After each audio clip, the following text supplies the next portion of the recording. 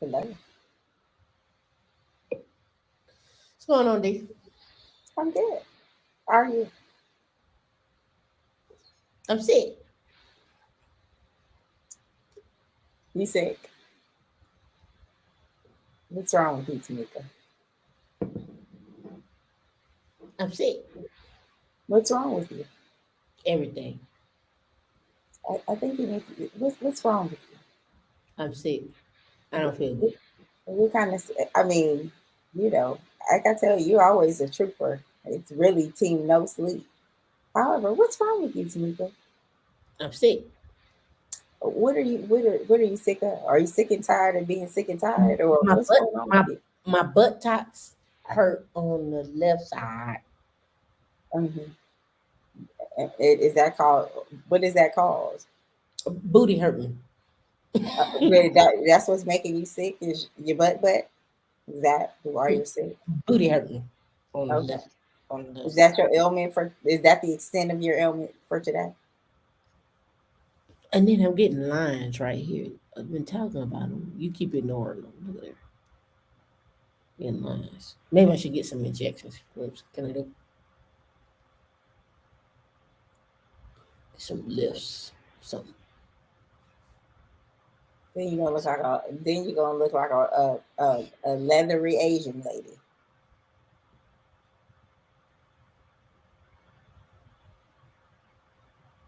I So mean, you already have a Japanese name. You can just, fit in right with your people.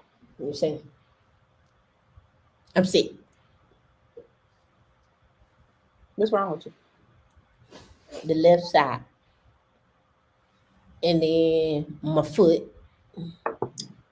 It ain't hurt right now. hmm What And else is wrong with you? my neck. What else? What did you pick up along the way? Love.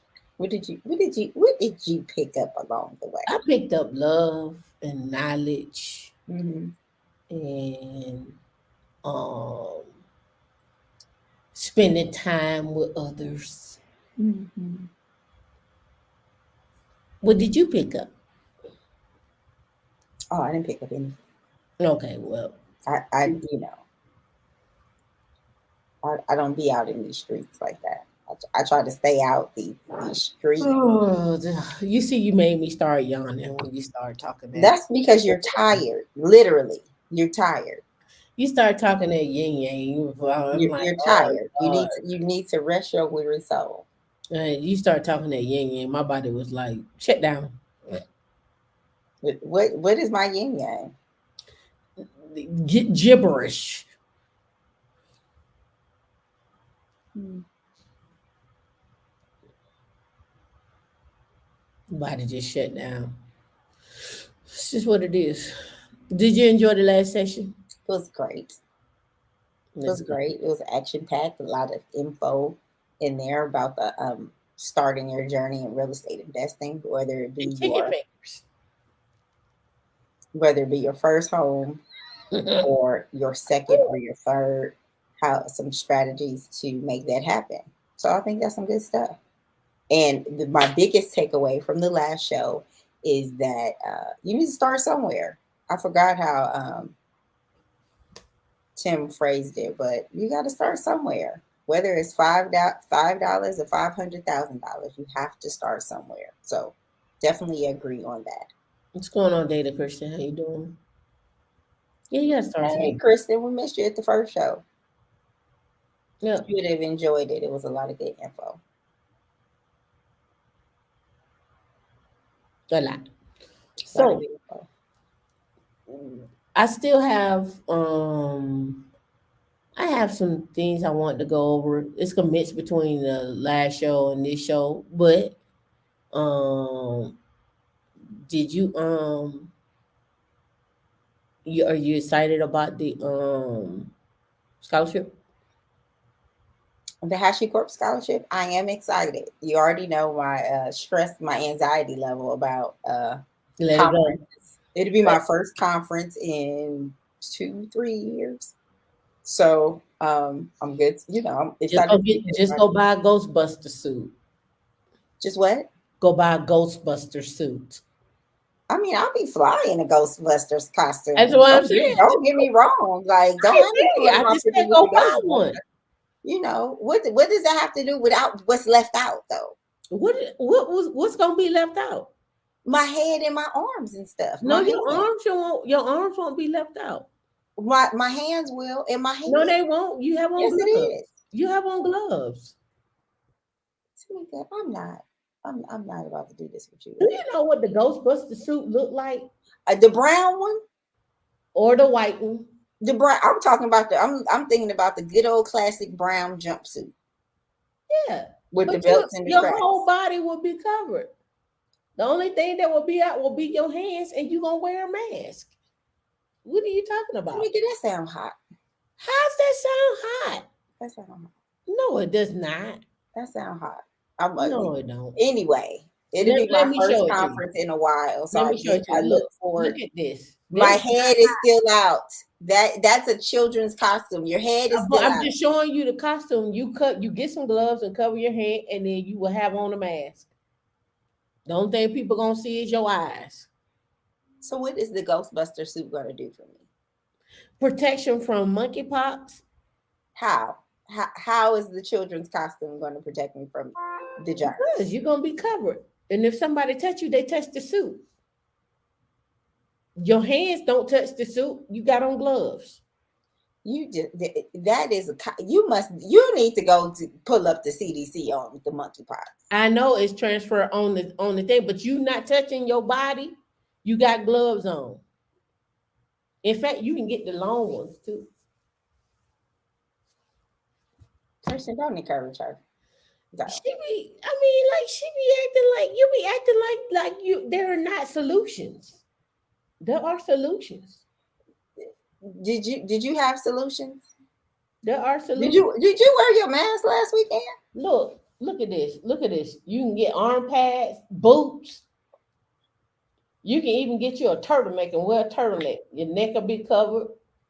You can roll the turtleneck up and then put the mask on. I swear you be acting like this is not as you don't have a solution for the conference.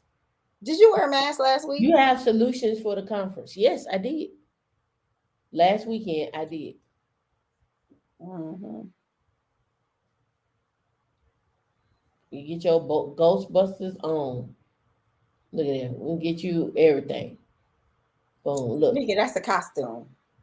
It's not going to protect from anything. It is. That's not where you need to buy my suit from. That's not going to protect from anything. That's a costume. And we're not going to take up the good people's time trying to find me Or you can wear this one, the paint suit. an outfit for Armageddon. You can wear We're just not going to do it. You can wear this. We're not about to You find can wear me this. a hazmat suit. You can wear this. Right, Free. Did you wear that? Did you wear that mask though? I did. And I took it off. So look, you can wear this. Look at this. You covered in the cloth. Did you remove my stuff from the stream? You can wear this. I might as well stay home, Tamika. Why you keep removing me from the stream? Because it's shenanigans, right? It's not. It is alternative. You're speaking alternative facts. You can wear this. Stop removing my stuff from the street. Okay? You can wear this. You will, and then you put your mask on, and you already got on blockers called glasses, so you ain't gonna get nothing through your eyes. What's the problem? You just don't want to. You just want to make excuses. You need to start somewhere, and this is where you start. Person. Data Christian says she's been reading up on entrepreneurship and investing. I see. It look like homosexual at the nuclear plant. I don't see what the problem is. Everybody You will want me to walk understand. around Los Angeles like I'm You getting not ready walking for around Los Angeles like that. You only walking around the conference like that. If How am I going to if go to the If Naomi restroom? Campbell can get on the plane like this right here, you can walk around the conference like that. So how am I supposed to potty? Am I supposed to get one of them catheter bags and strap it on my legs? No, Like I'm you not doing all of unzip, that. fool. You Huh? unzip. You Well, unzip. what's the part of wearing the thing if I have to take the whole thing off in You one of don't the have to take the nastiest whole places in thing the off. car? You unzip. You got to unzip your pants. Unless you know something I don't know.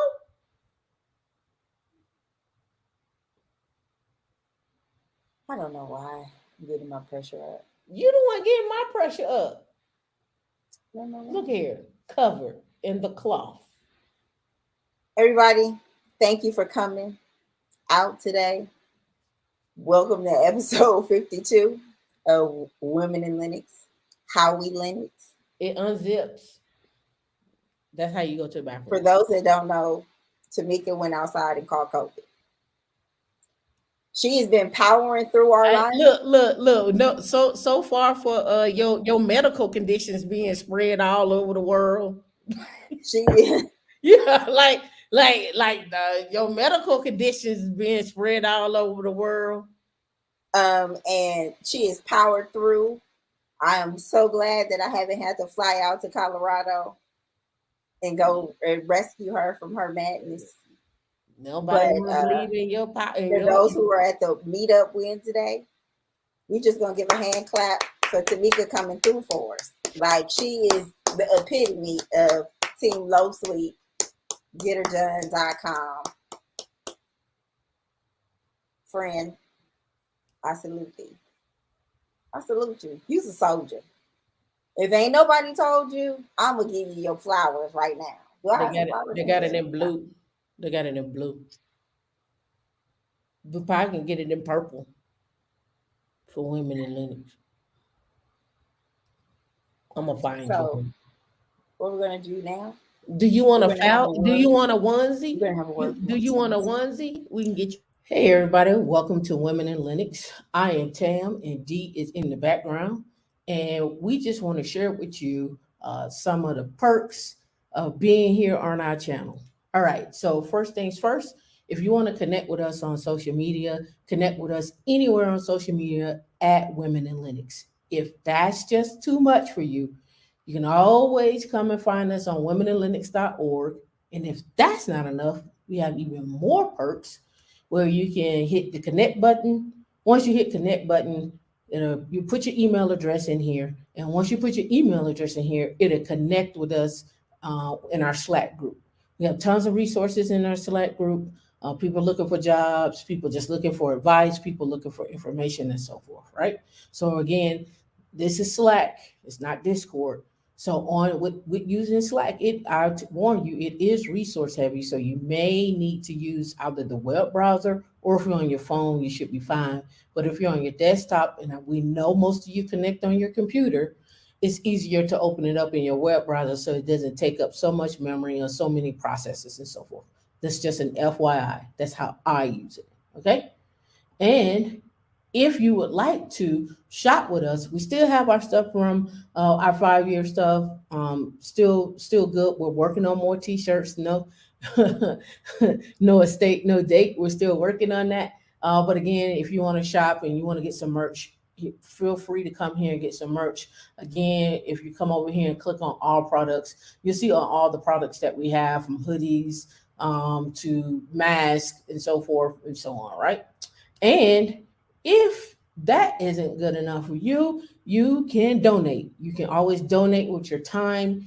You can donate with your money. So, how do you donate with your time? You donate with your time by saying, hey, I would like to do a presentation, or I like to volunteer on helping us grow the channel. You retweet, you share this with other members. In fact, for those of you that come here every single week, we know you come here every single week and you don't subscribe, subscribe. That helps us grow the channel. That helps us get more content to you. Hey, research isn't easy. I'm not getting paid to do research. I wish it was at a university, but hey, I'm bringing this to you, right? I'm bringing this to you and us and for others, right?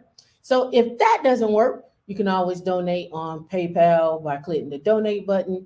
once you hit the donate button, you have your own denominations in which you can donate. And if that doesn't work to you, for you can always reach out to D and you can cut a check and send a check. That works for us as well. All right. So, what are some other things that we actually do have as well? Right. So, we have a discount with IT Pro TV. You get 30% off. I've used IT Pro TV myself. I've done interviews with them. I'll pull those up as well too. But as you can see, I'm logging into IT Pro TV. What are the benefits here? You need to learn how you learn. So, one of the things you can do in IT Pro TV, you can come over here, you can click on courses, and it gives you a list of courses that's separating them out by certification and also separate them out by learning paths. You're like, Tamika, what does that mean?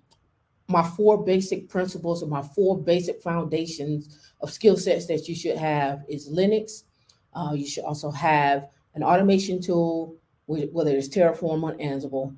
You should know at least a cloud. I don't care. Pick either one. And finally, last but not least, security. And security comes in multiple forms: security of the operating system, security of the application, and also security of containers, right? And cloud security. So it's multiple facets when we're talking about security. Those are your four basics that you're going to need to get you a job and then move you up.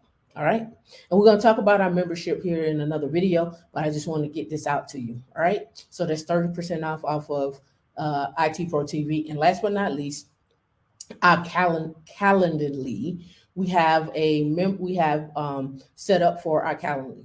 Let me pull that up. I think I have it saved in my browser here, so I can just go straight to it. If not, I'll get it from D here. Here we go, right here.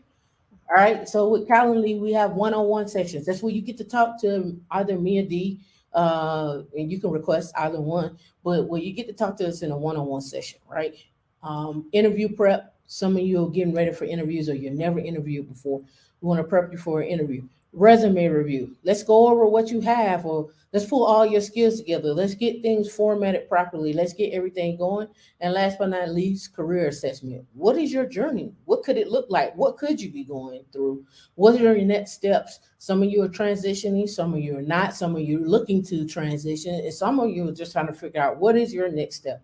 So by saying all of this, we want you to enjoy your time here at Women in Linux. And also, as always, don't forget to like, subscribe, hit the share button, and last but not least, thank yourself that you actually did it. Hi, D, you back? I'm back. Are Mm, we back? mm, I'm back. We're back together. mm. Hater, hater. I'm telling you, you back, my G. You hitting those notes. You back. Hold on, let me practice a little more. Hold on. You back. I'm telling you, I can take this thing on the road. La da da da da da da da da da da da da da. You almost back. Nothing but smooth sailing tonight. You almost. You almost. You almost back. Anything that you want from me, my beloved now.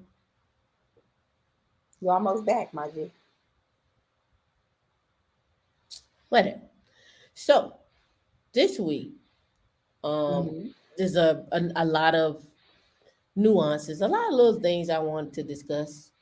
I didn't do a mad rant. I feel like I should do a mad rant every now and then. But You do mad rants. They may not be live, but you do your mad rants. should I play the clip from Lead Attorney? Can I play that one? No, not here. No, ma'am. That No, was not, fun. not. It's hilarious, but not here. Oh man. Not here. Not on this show. Oh This man. show is not kid friendly, but it's not ready for that either. What? I I think it's ready. know. These are grown people. They're adults, but some people are sitting in their living rooms with their families. Can we say it's PG-13? And they No, just need to that's not cover PG this. 13. Yes, it That's is. It is PG-13. Do you know what PG-13 is now? well, I mean, I know kids are exposed to a lot more things, but Auntie don't want to bring it to the table. I'm a responsible auntie in the street. I'm not. I'm not. I'm your reckless auntie. You are so reckless. I'm your You reckless so auntie. so. And once you said you were the reckless auntie, I had a sudden urge for fried chicken. Like as soon I'm as you your said reckless that, like auntie. dang, I could go for a piece of fried chicken. I'm your reckless Um, auntie. Mm. little lemon pepper wing it too. But yeah, you are the reckless auntie. Zero I F given.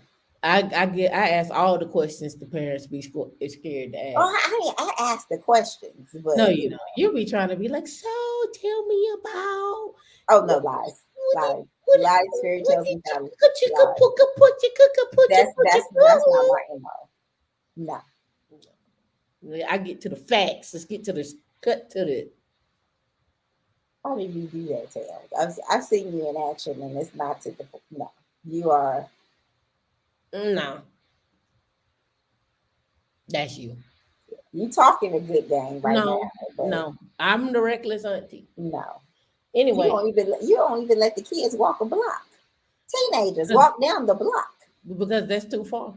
I can't see him. Too far. All right, you ready? Because you done took my stuff off the stream. I took that hazmat suit off the screen.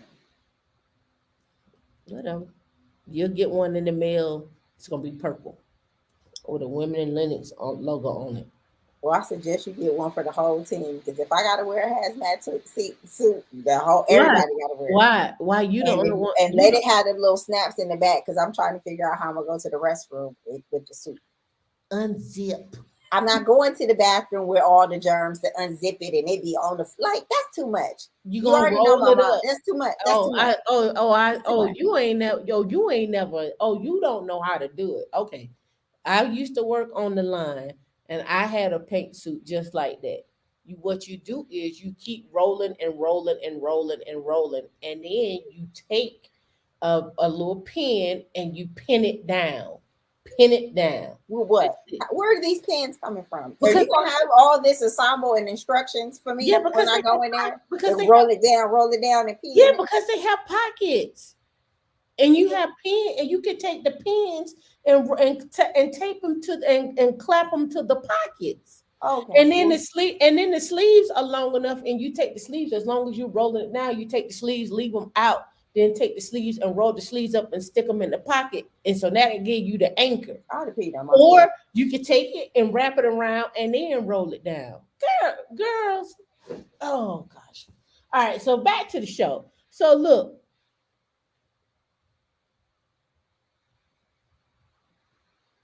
I found this interesting. This guy said, I lived in motels, which is picking back off our last show. Hmm. I've lived in motels and forgot to live. I'm 48 and I have almost 900 and 900,000 and I want to retire next year. What can I do? Now, Didn't we see an article like similar to this before? this is one, and then Okay. here's the other one. I'm 62 and I never had a retirement account and I have $100,000 to invest. And you can see I'm out of things I can look at. And here's the other one. Planning to retire. Here's a list of 14 things to account for first. Now I have to bring that up in another web browser. But I thought this one was interesting that you lived in motels.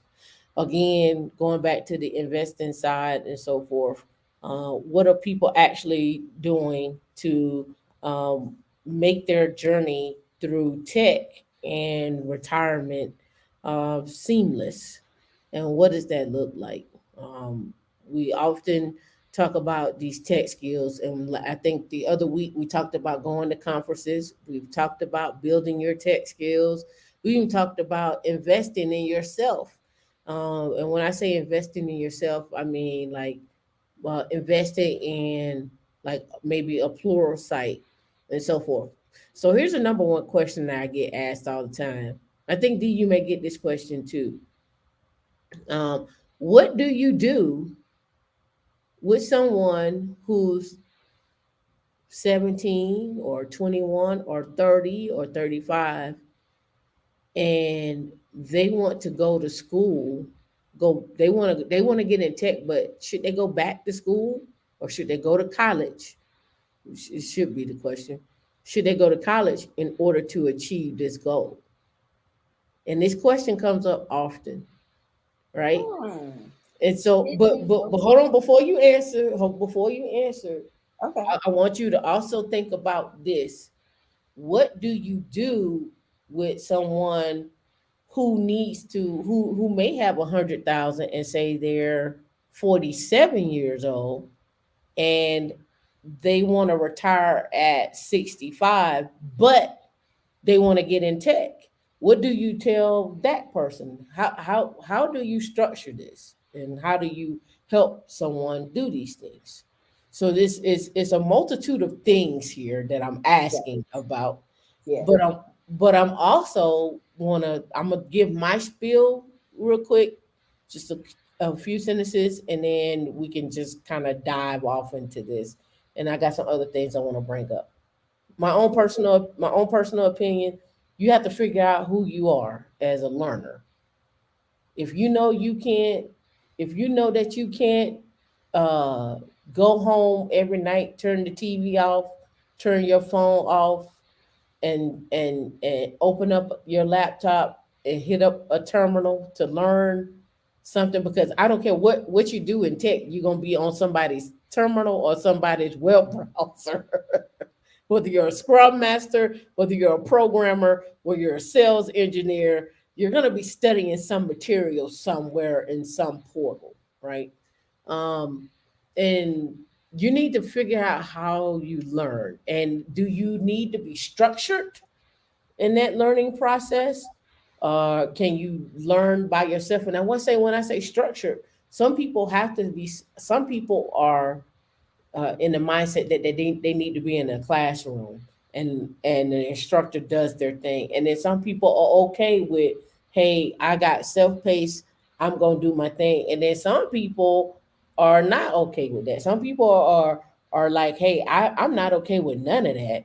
um I don't want to do that. I just want to read some things, read some books, go on YouTube, fool around in the terminals and web browsers, and then figure it out for myself. Some people are okay with that. But I think it really, for me, I think it really comes down to how disciplined you are. And then how do you get disciplined? Which may be another question. But what's your take, D? I was actually going to say the exact same thing. You have to know how you learn. And so to me, like somebody that age, it's a double-edged sword, right? Because they're coming off of a momentum of going to school all their lives.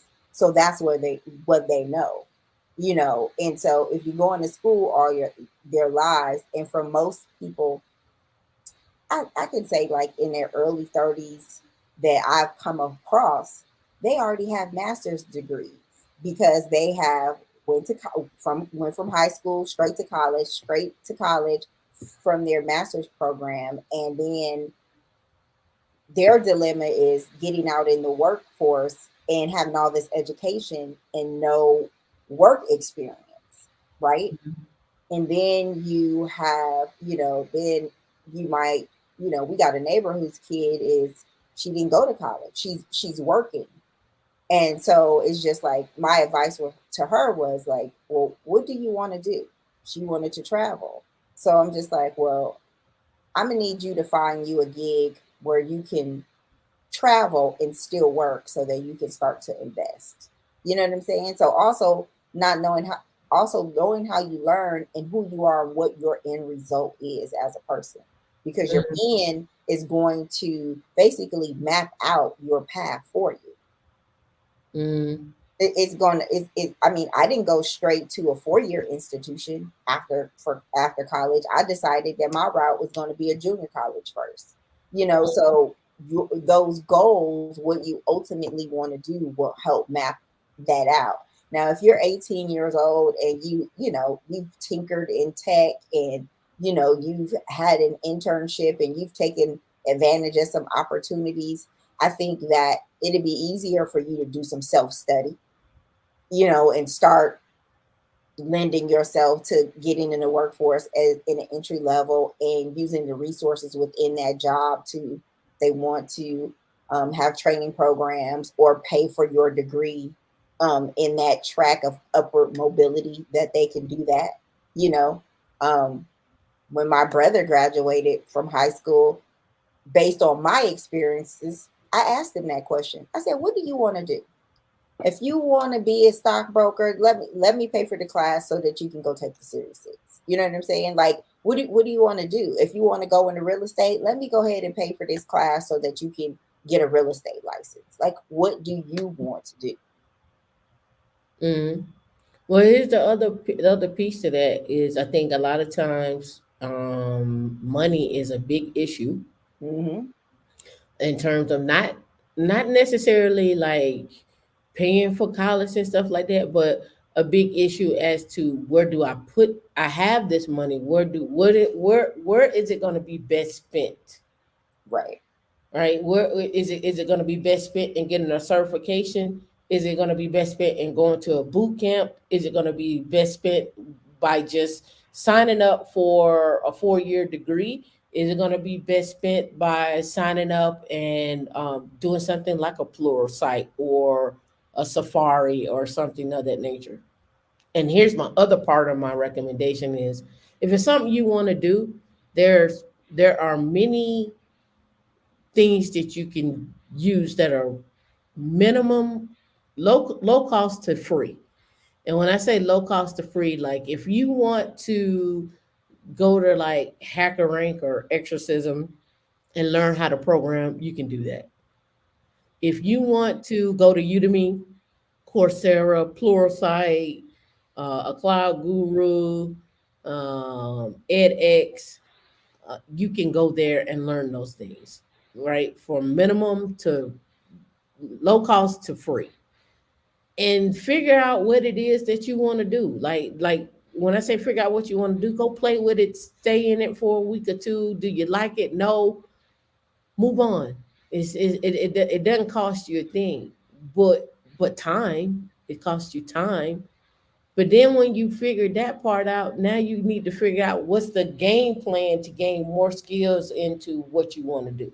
If do you want to be an embedded engineer? Do you want to be a UI UX? Do you want to be a project manager, product manager? Do you want to be a scrum master? Do you want to manage people? Do you want to do business development? Do you want to work in networking? Do you want to be DevSecOps or SRE, or do you want to not do any of those things and just do sales, or be a sales engineer? You have to you engulf yourself or do a deep dive into those things till you figure it out. But you have to remember you have to take the time to do that. Asking other people questions about what it is doesn't speak to how you would handle or how you would like something. Because somebody might be doing something and might have been doing it for 4 weeks and don't like it, and then you go in there and flourish and love it. And So it happens.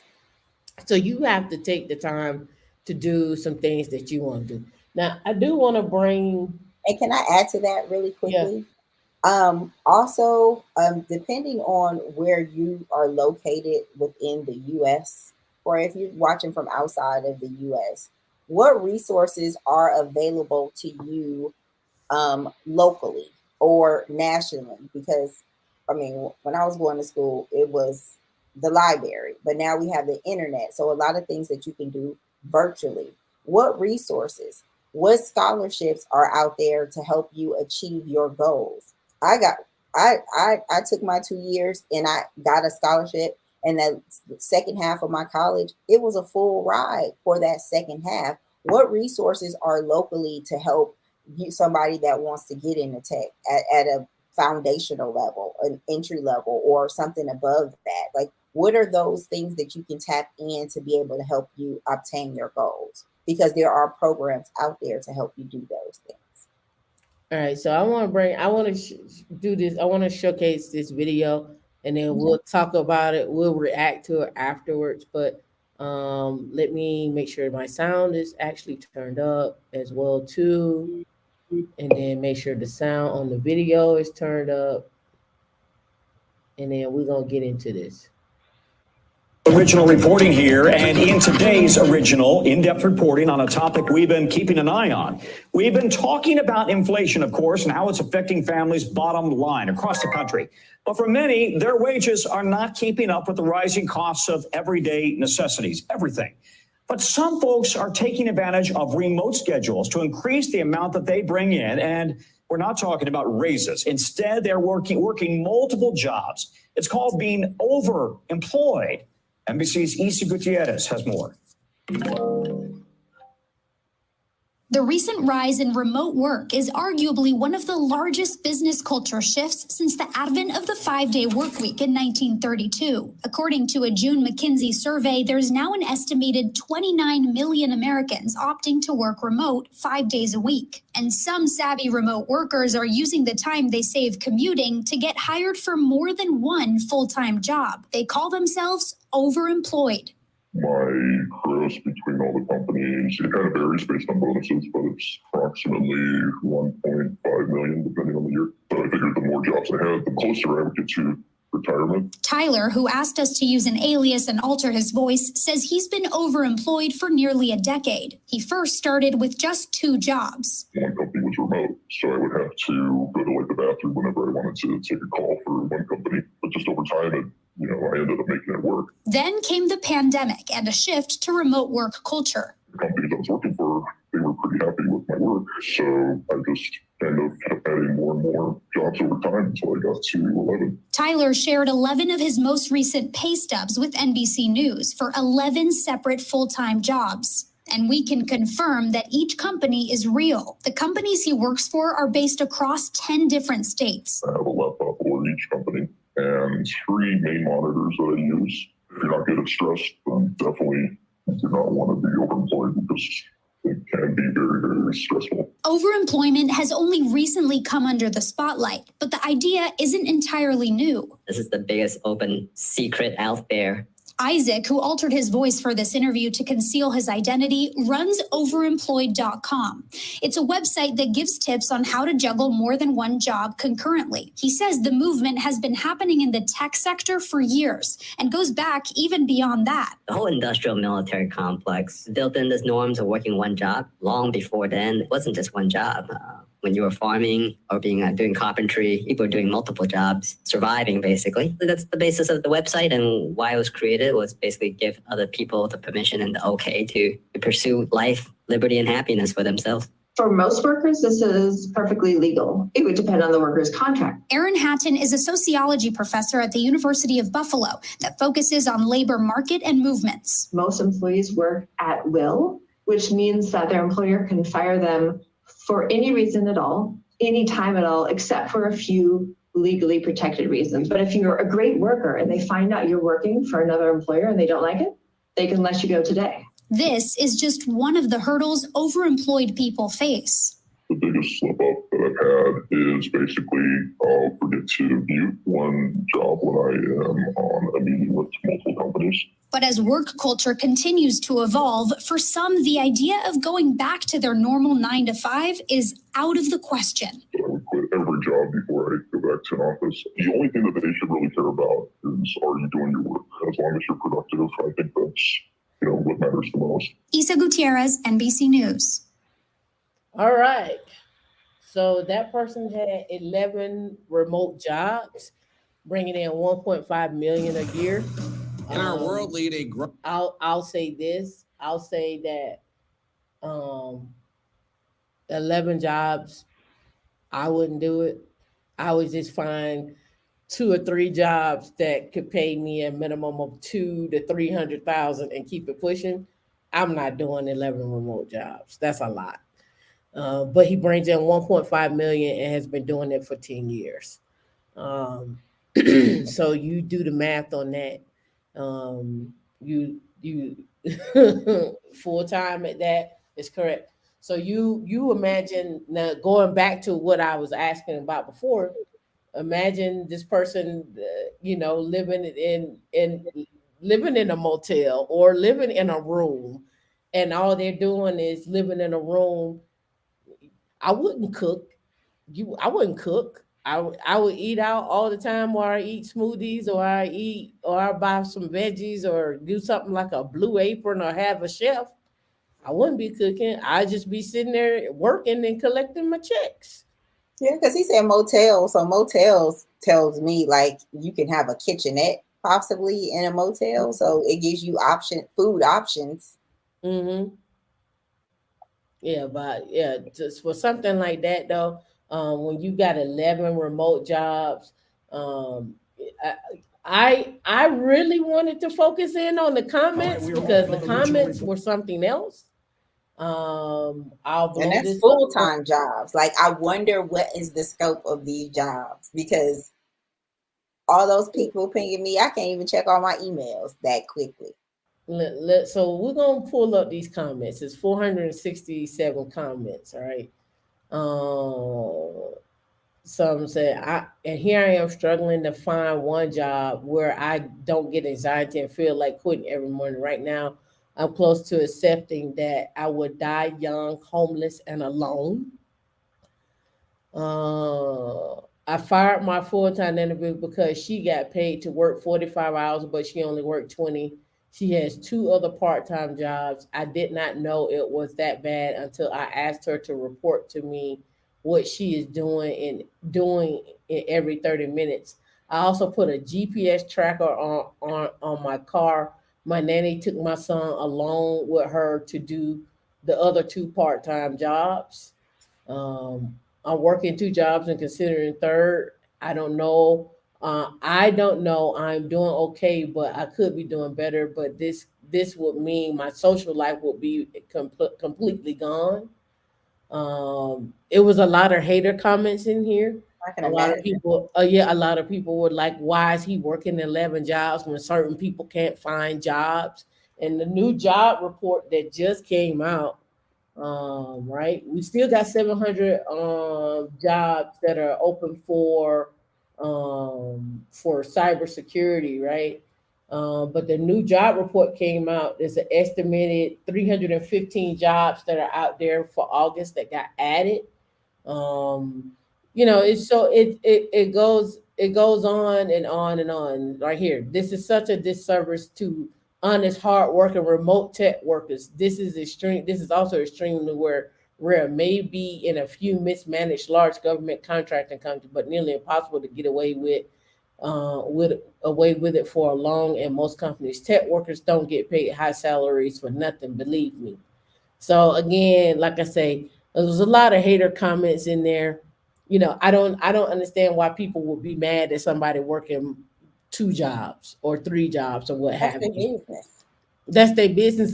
If I want to go work at Target and get paid the $24 an hour at Target, and I just saw online that Wendy's is paying $20 an hour. Why would you care if I went and worked that job to get by? If I decide to go Uber or Lyft or Uber XL or Lyft or have a taxi business on the weekend, why do you care? Right? Why do you care what somebody does on their time away from the other job? Right. And then it's this is what I'm putting. This is my own energy and effort that I'm putting forth. If you want that, go get that. And then, we don't know what type of job that is, but the average person could have two jobs. Now, it's not going to say how much those jobs are paying or what those jobs are doing, but even an entrepreneur, if you have clients, like You have multiple when we clients. first, huh? You have multiple clients. You have multiple clients. I had maybe when I first moved here, I had about 5 clients and they were all in the same domain. However, everybody's work was different. So you juggle that differently. So it's the same premise. Like each job is like a project. What Right. are your time constraints with that? What does that work entail? So it's not far fetched at all. Right. And then we talked about, I've talked about this before. Again, if you're gonna do overemployed, your 401k, you can have multiple 401ks, but remember the max is 20,500 across everything, across all your jobs. When you say Helmut Chili say the thing is the guy is showing and out as opposed to complaining about everything. Some folks don't like solutions. I agree.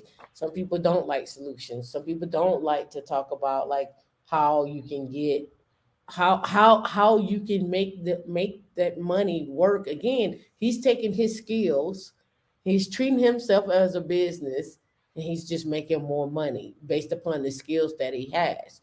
I'm not encouraging you to do this. I'm just telling you there are multiple ways to do things. Some of you are never going to go out there and buy real estate based upon one job. You may do it based upon two jobs. You may do it based upon a 401k. Some of you would never work two jobs because that's just too much time away from your family, your friends, your social life, and whatnot. So, again, I'm just simply giving you what other people are doing, what other options there are out there, and taking your skills and building your skills and taking your skills and buying assets and trying to create and increase your net worth, right? So that's just really what it boils down to. So you can look at it through a clear lens, or you can keep it fuzzy as long as you want it to be fuzzy. Let me tell you, some people are overemployed now and not getting paid. If you are part of a community, if you're part of a church and you are very active in the church, that's a Yep. job. The usher board. Yeah, if you on the Ursa board, then that's a job. If you like, everybody is working something that they are not getting paid for. Hillman should have said if he said he was struggling and blaming the government, more people would be on board. LG said I've seen CEOs that are part of 6 different company boards and the audacity to call overemployed unethical. Exactly, right. Congratulations, Mama Do. You said you just accepted an offer as an IT specialist. Thank you for notifying us and letting us know. Thank you. I hope you enjoy your journey, and continue with your journey. Right, don't stop there. Keep going. Uh, make it again. I'm what they call me. What they may call me, the modern woman or the feminist. Make all the money you can. Oh, Modern woman, feminist, whatever the hell you well, want if to they call look up if they look up what the manosphere we talking about, they'll look in there and it'll be your face, and you'll be like, it. Modern woman, feminist, whatever the case may be. It is what it is. they will call you Listen, the anti. listen. I'm all about you making as much money as you can. I don't care what people talking about. Go buy some assets, do whatever the case may be. At the end of the day, it is what it is. Right? You gotta again, you gotta have money to eat, you gotta have money to pay to live somewhere, you gotta have money. I don't even care even if you do get on section 8, you still need furniture You in the still need section 8 toilet you still paper. You need stuff. Like your stuff needs You stuff. need you need feminine products. you, You you need need some stuff. stuff. You need Like, food. Like, I'm just saying, I don't care what people be talking about. That doesn't apply over here. That don't fly over here. Go make as much money as you can. Go invest as much money as you can. Go lead. Go set up your estates. Go get your trust. Go get your life insurance. Go set up your HSAs. Go build your wealth. Have something have something for yourself, build something for yourself, go into a relationship and at least know how to balance a checkbook. I see stuff so many times, even from men and women. It may be the woman that passed away and the man don't know nothing because he didn't handle the finances, she did. It may be the man that passed away and she don't know nothing because he handled all the finances. You don't know what passwords is at. You don't know how to log in. You don't know what nothing that. You don't know what no. You didn't even know there was a safe deposit box. You didn't know nothing. Look, go out here and make y'all money. Make sure y'all write up y'all wills, your living wills, your trust, your estates. Go buy you some assets. Get in the game, because I'm telling you, people that don't look like you are in the game. All them Asians, all them Hispanics, all everybody, they in the game. Goddamn it! And I'm just keeping it 1,000 with you, Mad Rant D. I don't know what you're spending for. It's the truth. It is what it is. It's not what you say, it's how you say it. Whatever. So All the Asians. I am cracking up at how you saying that, because you put the them before the ethnicity, so it made it funny to me. Them damn. Damn, damn, everybody shit. So I get it. If don't nobody know, Tupac cares.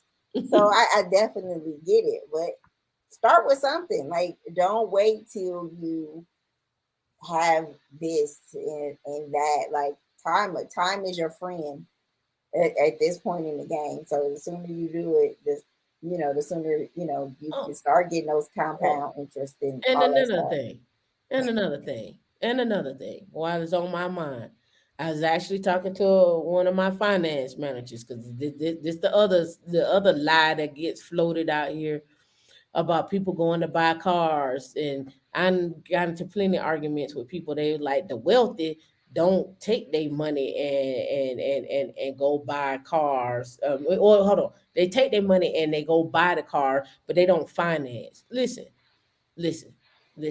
That's another damn lie that that people keep putting out there, right? That just had this conversation the other day. One guy, I won't say the dealership or nothing like that. One guy came into the dealership, made $50,000 a month. He put $100,000 down, and then he financed the other 100,000. Right. Then another guy come in and he buy a car, and he put $100,000 down. Not $100,000 down. He bought the car $100,000. You know what the what that response was to from people who were in there? Not the fact that the dealerships also make money off of finances. Don't get that twisted. But it was like, keep your money and go buy a house or go buy an asset. Because when you give us this $100,000, this money is going into a car and it's going to depreciate. Go take part of this money and go buy a house, right? That got some equity into it. Finance this piece and let the house that's gaining and has equity into it pay for the rest. Now you have an asset that's going to continue to make money off of this 100,000. But y'all don't hear me. Y'all will listen to these folks out here to tell y'all that the sky is pink every day, and then the sky ain't even pink. Like, I'm trying to tell you, start listening to these folks, because they're not out here. They're not sitting down talking to these people. They're speculating. They're guessing. I sit in these places. And D hates it. D would tell you, I'll go sit at the dealership for 4-5 hours talking to people, test driving cars, looking to see who coming in, who's this. Oh, She got to come all the way back to the house in the car, because I be like, she'll be in there all day. They because in there I'm ordering I'm food. talking to people who actually. She in there. She be in there so much they offer her a job. But listen, I'm telling you, I talk to people who are coming in there, and they may be purchasing a fleet of Range Rovers. They may be purchasing a fleet of Mercedes Benzes. They may be purchasing a fleet of whatever cars, F Pace or E Pace or whatnot, or they work at such a spot, or they own XYZ. And I'm talking to them, and I'm telling you, these people are not coming in there and they're not putting down $100,000 to purchase the car. They may finance it. They may run it in their business. They may do this. There's multiple things that people are They doing. ain't going to get a car for the husband, the wife, the kid. couple of kids going off at the college. It may not be one car they coming up there for. It might be multiple cars. Like, Yeah, it's been plenty of times I've been sitting in the dealership. I remember this one clearly because the father and I actually stood there and talked because he was buying his daughter a GLA to go off to college, and he was asking me what did I think about that GLA. Do you think it'd be something that she would like, this, that, and the other? And he was like, I'm going to purchase this, that, and the other for my wife, so forth and so on. He's like, I'm purchasing a car I'm getting 3 cars today, one for me, one for my wife, and one for my daughter. And I said, well, how are you going? I said, well, how are you going to purchase that? What's going to be the thing? He's like, well, I'm gonna finance the one for my daughter. He said, the one for my wife. He said, I got enough saved aside, to put some money down on, and then the other one for myself, I'm probably just gonna make a purchase on that. Multiple ways to do multiple things to skin a cat. It's just one of those things. People at dealerships are not all walking in with a check for 200,000 to buy a G wagon. They're not all walking in to do that. In fact, it's so funny. When I did rent the car in Texas, I rented a GT3, and the owner of those cars, he picked me up from the airport, and we got to talking about this very same thing. And he was like, yeah, he was like, we would never go to the dealership and just outright buy the car. He's like, we know that we're gonna make enough money over time that we can pay on the principal of this car, so we are getting the cars financed. And these were like 2015, 2016, so it's no long how long they had this car, but they may be getting financed at 1.99, 2.99. I know my cars, I'm getting them financed, and it's all depending upon your credit, and it all depends on who you running through to get these particular deals. But some of the people that are financing, they may be financing you at 0.9%. They may be financing you at 0%. They may be financing you at 1.99. You may be getting financed at 1.2, 2.48, 2.24. If you set up an automatic payment, we'll knock off 0.25%. So you might get financed at 2%. But I'm gonna give you $100,000, and I can get financed at 2%, and then I can go put this into an asset, and I can get that asset and turn around and let it make me some money. Then I turn around and I can rent that car out too and make me some money too. So now I got money making money. I'm just telling you, stop listening to these people out here that they're not actually doing it. They're not actually talking to people. These are just different ways. I'm just telling you, you can make money, make your money. That's all I'm saying. Mad rant over.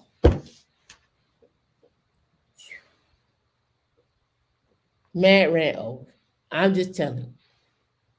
People will tell you all this other stuff, and that stuff ain't true. It may be true for what they do. It may be true for how they do stuff. It's more than one way to buy real estate. It's more than one way to buy real estate. It's more than one way to buy a car. It's more than one way to go on a vacation. so true. Right? I'm just giving it to you. And what you say up here, I gotta go back and catch up. The real asset is gaining value year after year. Yep. Have I considered a car review channel? I thought about it. I thought about a car review channel. I thought about it. I got my little DJI right here. My little handheld. I gotta put it together today. I was supposed to do that yesterday. Excuse me, but I didn't. Yeah, probably good on the car review. Actually, I'm really protective about my guys for my car stuff, because I was like, I really want to put that behind a paywall, because they're actual friends, and I know they going offline. They want to keep it real 1,000 with y'all. They're just not them kind of people. We just because when we talk about cars and stuff like that, we're always talking about like, well, okay, well, look, you can do this financing, you can do this, you can do that. Hey, I got a friend over here that want to sell this car. They got it on tour road. So, in fact, when I was here, when I was at the dealership, I went to it was at the Mercedes-Benz dealership. The guy was like, keep your car. He's like, let me introduce you to my guy friend, um, who will rent out all your cars for you, and go ahead and take care of go ahead and take care of setting up everything for you, and all you do is just to collect the check. He was like, again, this goes back again, having relationships and talking to people, right? So basically, he just gonna manage your fleet for you. You just gonna get a check every month. Boom, you done. You ain't got to worry about nothing. Of course, he gonna get a cut of that. But then now he's already in the business. He's already vetted people. He know who can do what and who can rent and so forth and so on. And take some of that liability off of your plate, because now the liability is on him, because it's your investment, it's your car. So now he got to make sure that he's bonded, and also to make sure he got the proper It's insurance. like property management for your car. Yeah. There's so many ways to make your money make money. Now your car making money, right? So again, you listen to these folks if you want to. Listen to these folks if you want to, right? Coda Evans like, don't ruin your car connection. Like, yeah, I mean, like, I really want to bring them on, like, it, because we got so many different car connections from, shit, whatever car you could think of. Whatever car you could think of. Get in the mall. Whatever car you could think of. Lamborghini, Lotus, Bentleys. I mean, whatever, right? And what people do and how they do it and how and what they do, who has what real estate, this, that, and the other.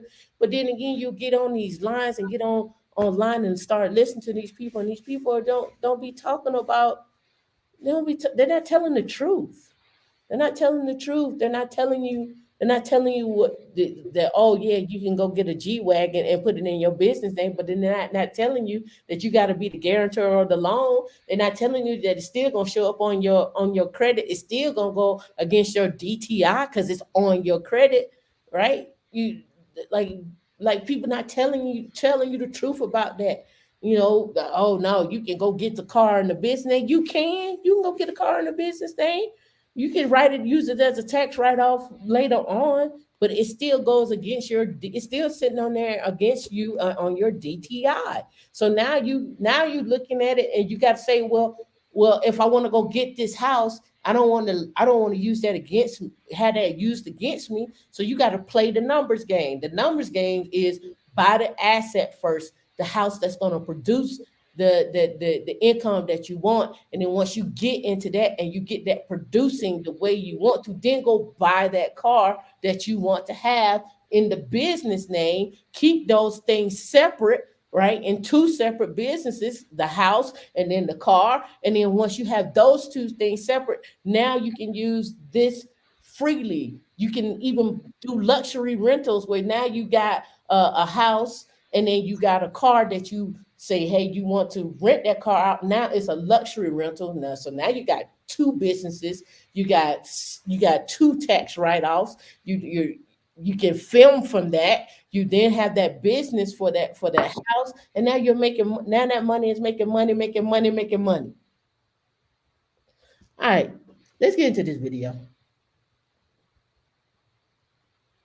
You ready, D? At this point, it's pretty well known that software engineers can get really well paid.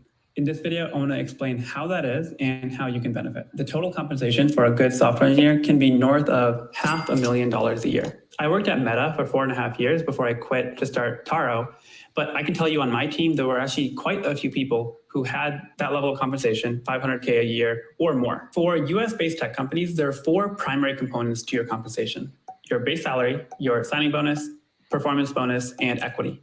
There's also a 5th category, which is a catch-all, basically benefits and perks. But the 2 that really ratchet up your compensation if you work in tech are your performance bonus and your equity. And those are the things I want to talk about in more detail in this video. The first 2 are pretty straightforward. The base salary refers to the annual salary that you receive from the company, typically paid out bi-weekly. Your salary is consistent and risk-free, which means that you can reliably expect that you're going to have some cash show up in your bank account every 2 weeks. But because it's the oldest and most well-known form of compensation by far in tech and in other domains, I think people often over-index on salary and they neglect the other important forms of compensation. Next is the sign-on bonus, which is a one-time payment you get when you join the company, typically just as a sweetener to compel you to sign the offer, or sometimes it can be used as a way to make up the difference if you're leaving behind a bonus or equity vesting at your old company. Usually you're entitled to the sign-on bonus only if you stayed at the company for a minimum length of time, like 12 months or 18 months. And if you leave before that, it's going to be prorated. And because it's a one-time payment, the sign-on bonus can actually become quite substantial. So for example, back when I got an offer from Facebook, my signing bonus was in the six figures. And at some point, if you all are interested, I'm happy to share the exact numbers and all the offers I got. So now let's talk about the two other forms of compensation in tech, which not as many people are aware of, and these can actually become really meaningful. The first is the performance bonus. Performance bonuses are referred to as incentive-based compensation, which basically means that you'll get more of this bonus if you perform well. It's an incentive for you to exceed expectations relative to what your manager or team had decided for you. Generally, you're going to have a baseline level of bonus that you can expect, and depending on how you perform, what level you are, and how the company did, that can actually go up or down. To make this concrete, here's how Meta and Google actually do performance ratings and how that will ladder up to an actual bonus payout that every employee will get. At Meta, every performance cycle, you'll get a review from your manager. From the worst, it'll be meet some expectations, which means that you're really not doing well at all. And at the other end of the spectrum, you have RE, which means redefines expectations, which means like you're killing it, you're doing everything and more. And then Google will have an analogous system. And so what's interesting is the distribution, right? As you'd expect, the bottom 5 to 10% of people are going to get the lower ratings, and then 30 to 40% in those middle buckets. And then the top few percent of engineers will get that top rating. Every company is going to have some sort of evaluation where they're going to bucket engineers in a rating 1 through 5 or some acronym like Meta or Google uses. And so this is the output of the performance review system. Every individual engineer is going to get that rating, and then that will be used to compute how much bonus you get. And in particular, it'll be used to compute the bonus multiplier. So depending on how well you did, you're going to get a correspondingly higher or lower bonus. And finally, the other dimension here is that the amount of bonus you expect will also go up by level, right? So if you're a new engineer, you might expect to get 10% bonus. So if you have a $100,000 salary, then the expectation is that you'd get a 10K bonus. But if you are a director, right, like an L8 equivalent, then your bonus expectation is 30% of your salary. So not only does your salary go up, obviously your salary will go up every time you get promoted, percent bonus that you get will also go up. So you kind of win on both fronts. So for example, if you are a staff or principal engineer, it's totally reasonable for you to make $250K a year at one of these big tech companies. And then if you outperform as per the rating system we just talked about, it's actually not that hard to imagine that you could get a 100K bonus annually. And finally, equity. Equity is the main reason why compensation in a tech company is so much higher than other fields or other companies that don't give out equity. I'm gonna pause right there. That word keep coming up all day long. Equity. That word come up all day long. Equity. You done heard it in real estate. We've heard it when we're talking about relationships, and now you're hearing it when we're talking about your tech job. So let's get back to it. It's because as you become more and more senior, the equity that you get, the ownership in the company that you get will start to actually dominate your pay. The fact that tech companies give pretty substantial equity to rank and file employees and not just executives makes a really big difference in compensation. For example, I looked at the data from General Motors, which is, this old 100+ year auto company, which is not a tech first company. And so for them, a director of engineering at General Motors will typically make around $280,000 a year in total compensation, which is great. But a mid-level or senior engineer at a big tech company could probably make the same or even more than that, which is weird because what that means is someone with 2 to 3 years of experience could go to Google or Meta and make the same as a director of engineering at General Motors who's been working on that job and climbing the ranks for literally 15 or 20 years. This graph illustrates it pretty well, I think. At a traditional company, the majority of your compensation will be in salary. If you're in a tech company, it's going to be still primarily in salary, but a meaningful amount in stock. And as soon as you get to the senior plus levels, the majority of your compensation will start to become in stock options or RSUs. The innovation of giving equity to employees is actually pretty recent. Only 13.1% of employees actually have ownership in the companies that they work at. There are generally 2 ways that companies give out equity. Number 1 is options, and second is RSUs, or restricted stock units. The first is a stock option, which is an option to buy the stock of the company at a set price, which is predetermined. There are some tax advantages to using options because now you can have long-term capital gains, but there is a risk because you have to actually pay money out of pocket to exercise the option. Options are popular among startups, but at larger companies, you'll get RSUs or stock units. And the idea of a stock unit is that you're basically being gifted a share in the company. And the number of shares that you get is established when you join the company. So for example, if you get $400,000 in a Google equity grant, an RSU grant, and let's say that Google doubles in value in the next 2 years, then that same equity grant is now worth 800K. So you benefit from the upside of the company growing. There's also a notion of vesting for your equity, which basically means when are you entitled to actually get the benefit of the equity that was granted to you. And so what typically will happen is a 4-year equity grant with a 1-year cliff. And so here's what that looks like. If you leave the company at 10 months or 11 months, you get no equity. But then when you hit the 12-year mark, you get 1/4 of the equity grant. That's the standard.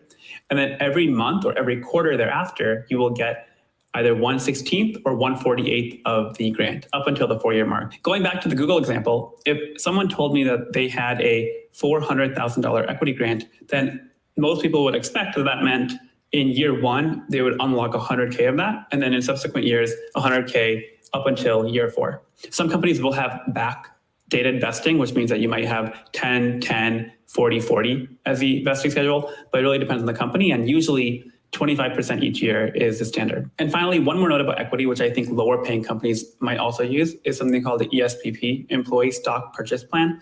And basically what that means is an employee is able to purchase a stock at a discount. So you might say every employee can purchase up to $10,000 worth of company stock at a 15% discount.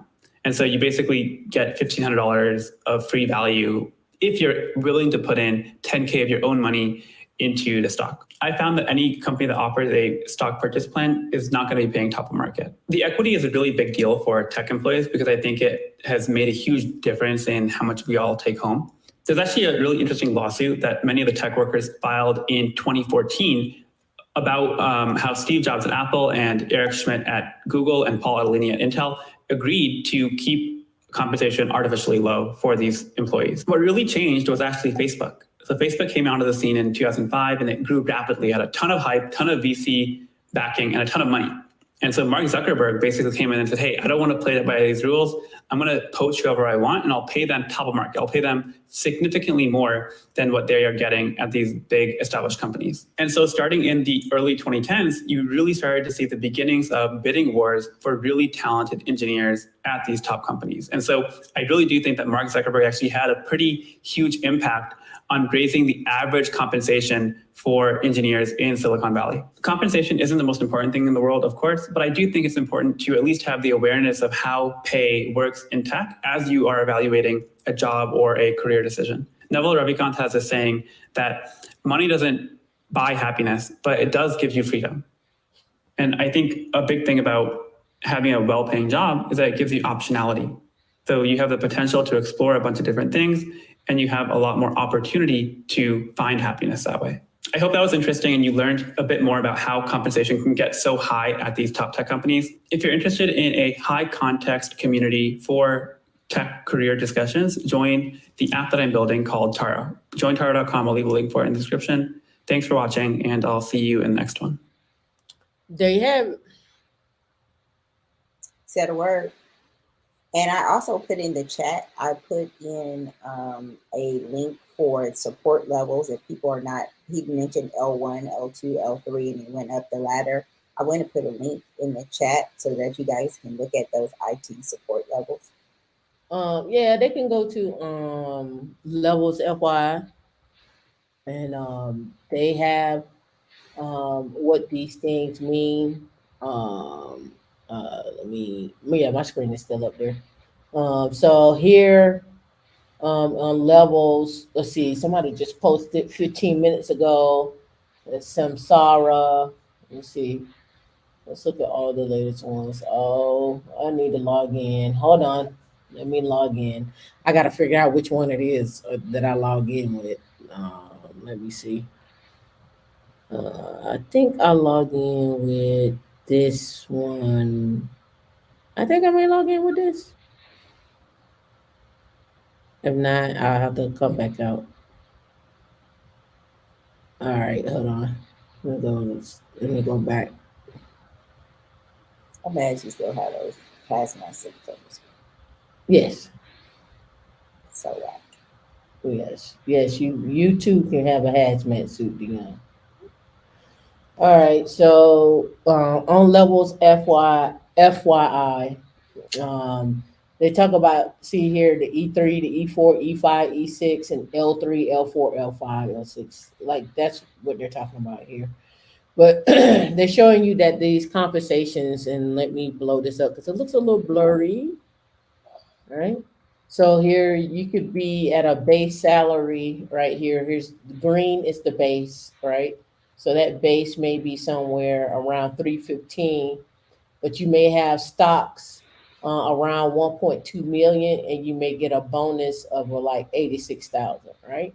And that's for some, again, that's an E8. Same here with a L8 over at Google, like the principal staff. This is how they do their compensations and so forth. You can also come into levels as well too, and go by companies, and come in here. Really, Netflix is the bigger ones, but Netflix, they've been having layoffs as well too. But uh, Netflix is usually base. They usually are compensation by your base salary. Like they don't give a lot of stock. So if you looked here in the median, 650 a year. The person been at the company for a year. They got 19 years of experience. They're a software engineering manager. They're M1 level. Their base is 650K.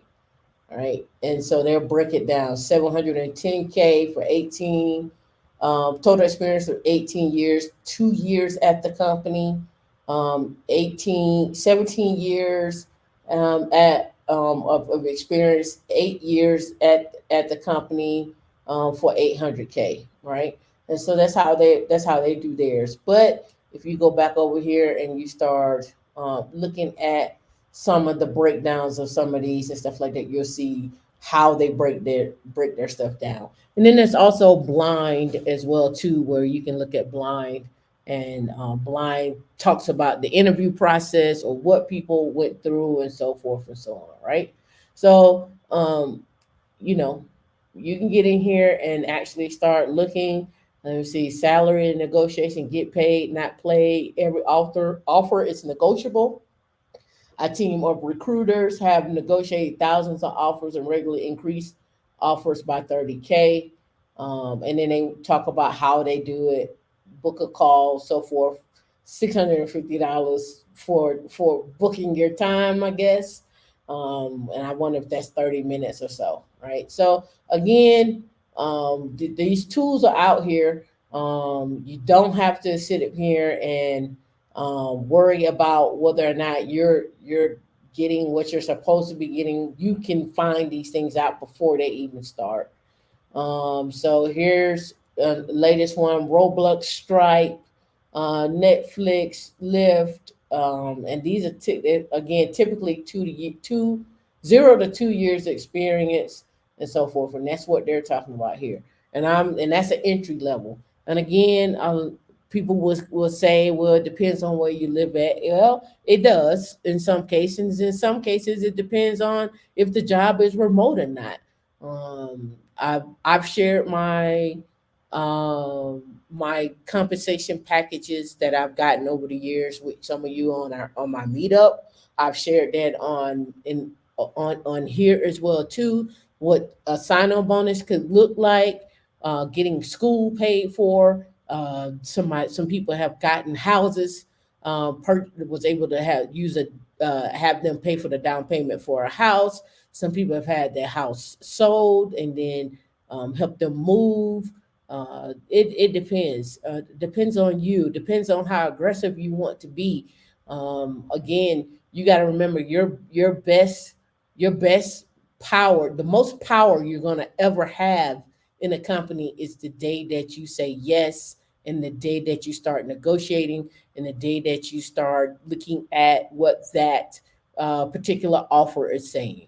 That is the most power that you're gonna get. The rest is gonna have to be earned through work and through hopefully somebody like you, and you're not running into people that got beef or just don't like you. Some people just don't like people. Well, it's just what it is. And so your best negotiate your best the most power you're gonna ever get is when you're at the negotiating table. That's that's your power. And if you're not willing to use that power and you're willing to accept just what it is, then that's what you're gonna get. So my suggestion to you is utilize that power and know what you can leverage and know what you can ask for, right? I've seen it all. Daycare paid for, doggy daycare paid for, dog insurance, um, college paid for, um, car, a lease on a car paid for a year. Um, just the list goes on. Um, depends on the company, depends on what you're doing, depends on where you're flying in and out of, depending on if you need X, Y, and Z. So just putting it out there. Do you got anything you want to add? You're on mute. I said I think you pretty much summed it up. Yep. Just want y'all to be aware. Hold on, let me pull up my other notes because I have more notes. I want to make sure I cover everything. Yeah, this is the right one. Um, I just thought this was interesting. This is kind of going away from tech salaries, but it's still tech related. I don't know if y'all saw this, but Michael Vick joins the Tampa founder to launch a sports tech startup. He's hopping into the NFT realm. Michael Vick is the co-founder of the Tampa-based startup called Fanfield. Right. So, he's bounced back from a lot. He's bounced back. That's a whole nother rabbit hole, especially on how I feel about that whole situation. He's bounced back for a lot. Like, good grief. At the time, I was able to read the court case. Boy, let me tell you, I'm just gonna say this. Some of y'all men snitches. You ain't to be trusted. Ain't no loyalty. Girl, if you would have read that court case and what and that filing and how they was humming, then you go listen to the tape recordings. Child, don't do it. I don't want to say you don't need no friends. Whatever, You don't need no friends. Whatever dirt he gonna do now, he don't need nobody. That stuff is crazy to me. He don't need nobody. Hold on. I thought this one was interesting. This is and we'll get into this. This Tampa Bay company, they just won 430 million, and it won't go away. These ads, I should bring them from 5. They're huge. Ain't it huge? They're huge. Iron Eagle X. Press the little X at the bottom at least and see what's going on with the bottom, because the header is just the header. All right, so Iron Eagle X, a Tampa-based information technology services company specializing in the defense industry, has won $430 million contract with the U.S. Special Operations Command, and the contract spans 10 years. What that means is in the Tampa Bay area, somebody got paid and somebody's going to need to work that contract, and they're going to need to find people to help them find people for that contract, right? And then those people are going to need somewhere to live, eat, play, right? That's what that means. So 430 million for the next 10 years, right? So when you look at these government contracts that show up in our Slack group, when that stuff posts, you got to think about it from a business perspective. Who are they going to get to find the people? What kind of skill sets do those people need? Who's going to help them fly in and out of the city if they need to fly into the city? Who's going to help them find real estate? Who's going to help them find an apartment? what kind of where do they want to live, what do they need, what they want to eat. All those things are going to have an impact on that company and the area. So you as the business person need to be looking at it from that perspective, right? I don't know how many of y'all have ever went to um how many of y'all have ever went to the dealership and said, "Hey, I just got a new job, and here's my offer letter." Have y'all ever did that? Here's my offer letter I for this haven't. stuff. I haven't done that. You have done that? No, I said I haven't done that. Okay, yeah, I have. I'm gonna be getting this amount, and I start on this day. I mean, but that's good for when you're in a new area.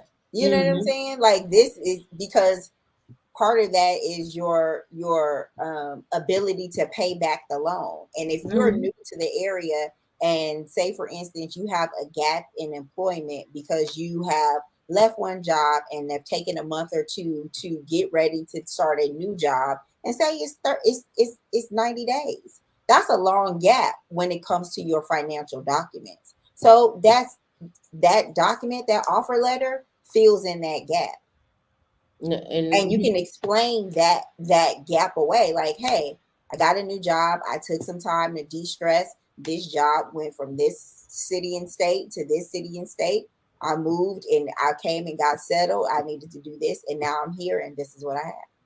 yep, and it also works when you're going to get an apartment as well too.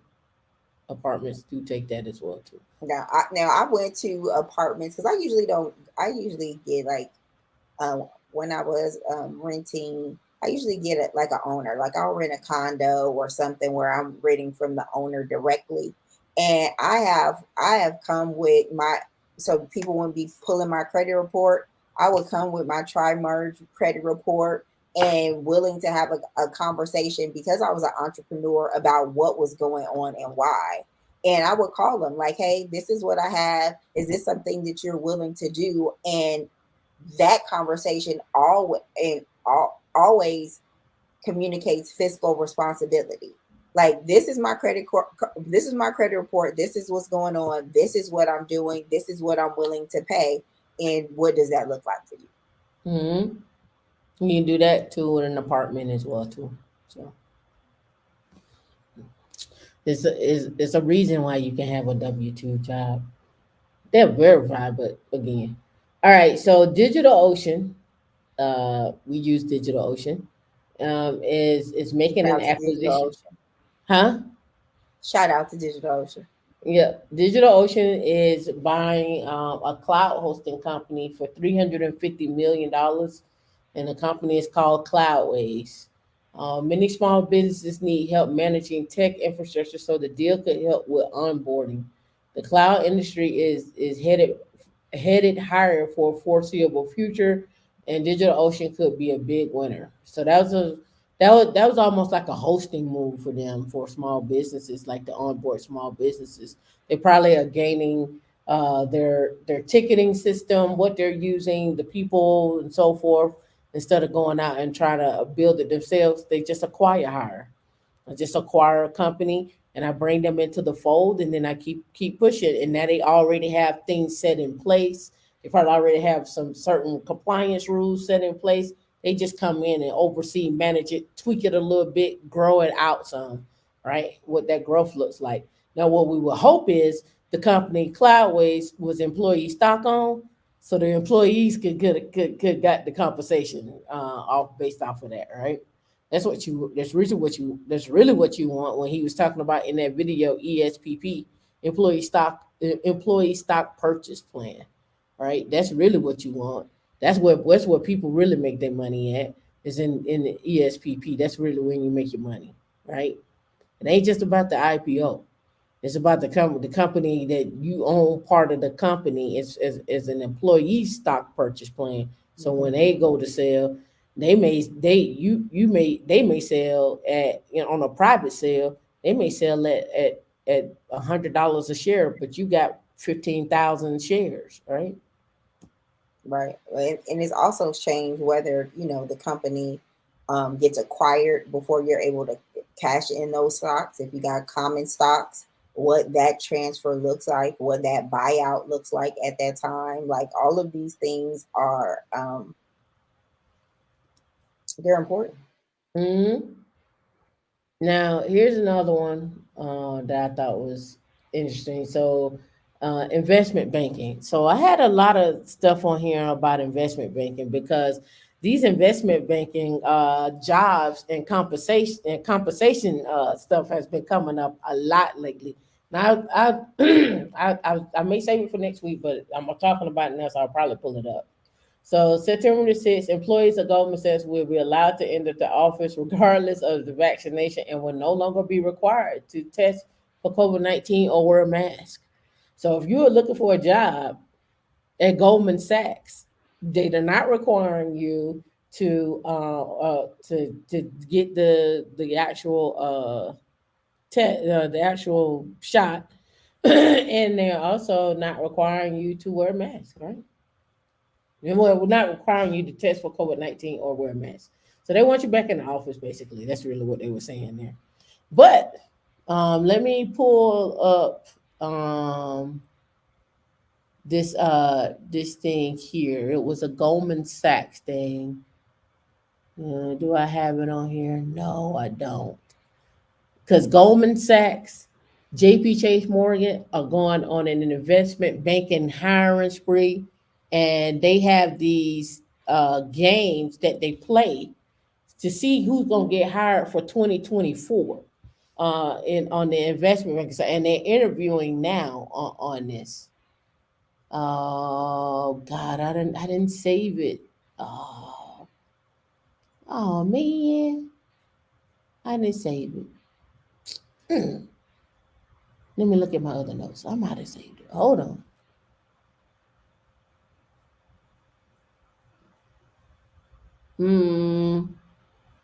No. I thought I saved it. Hold on. This may be it.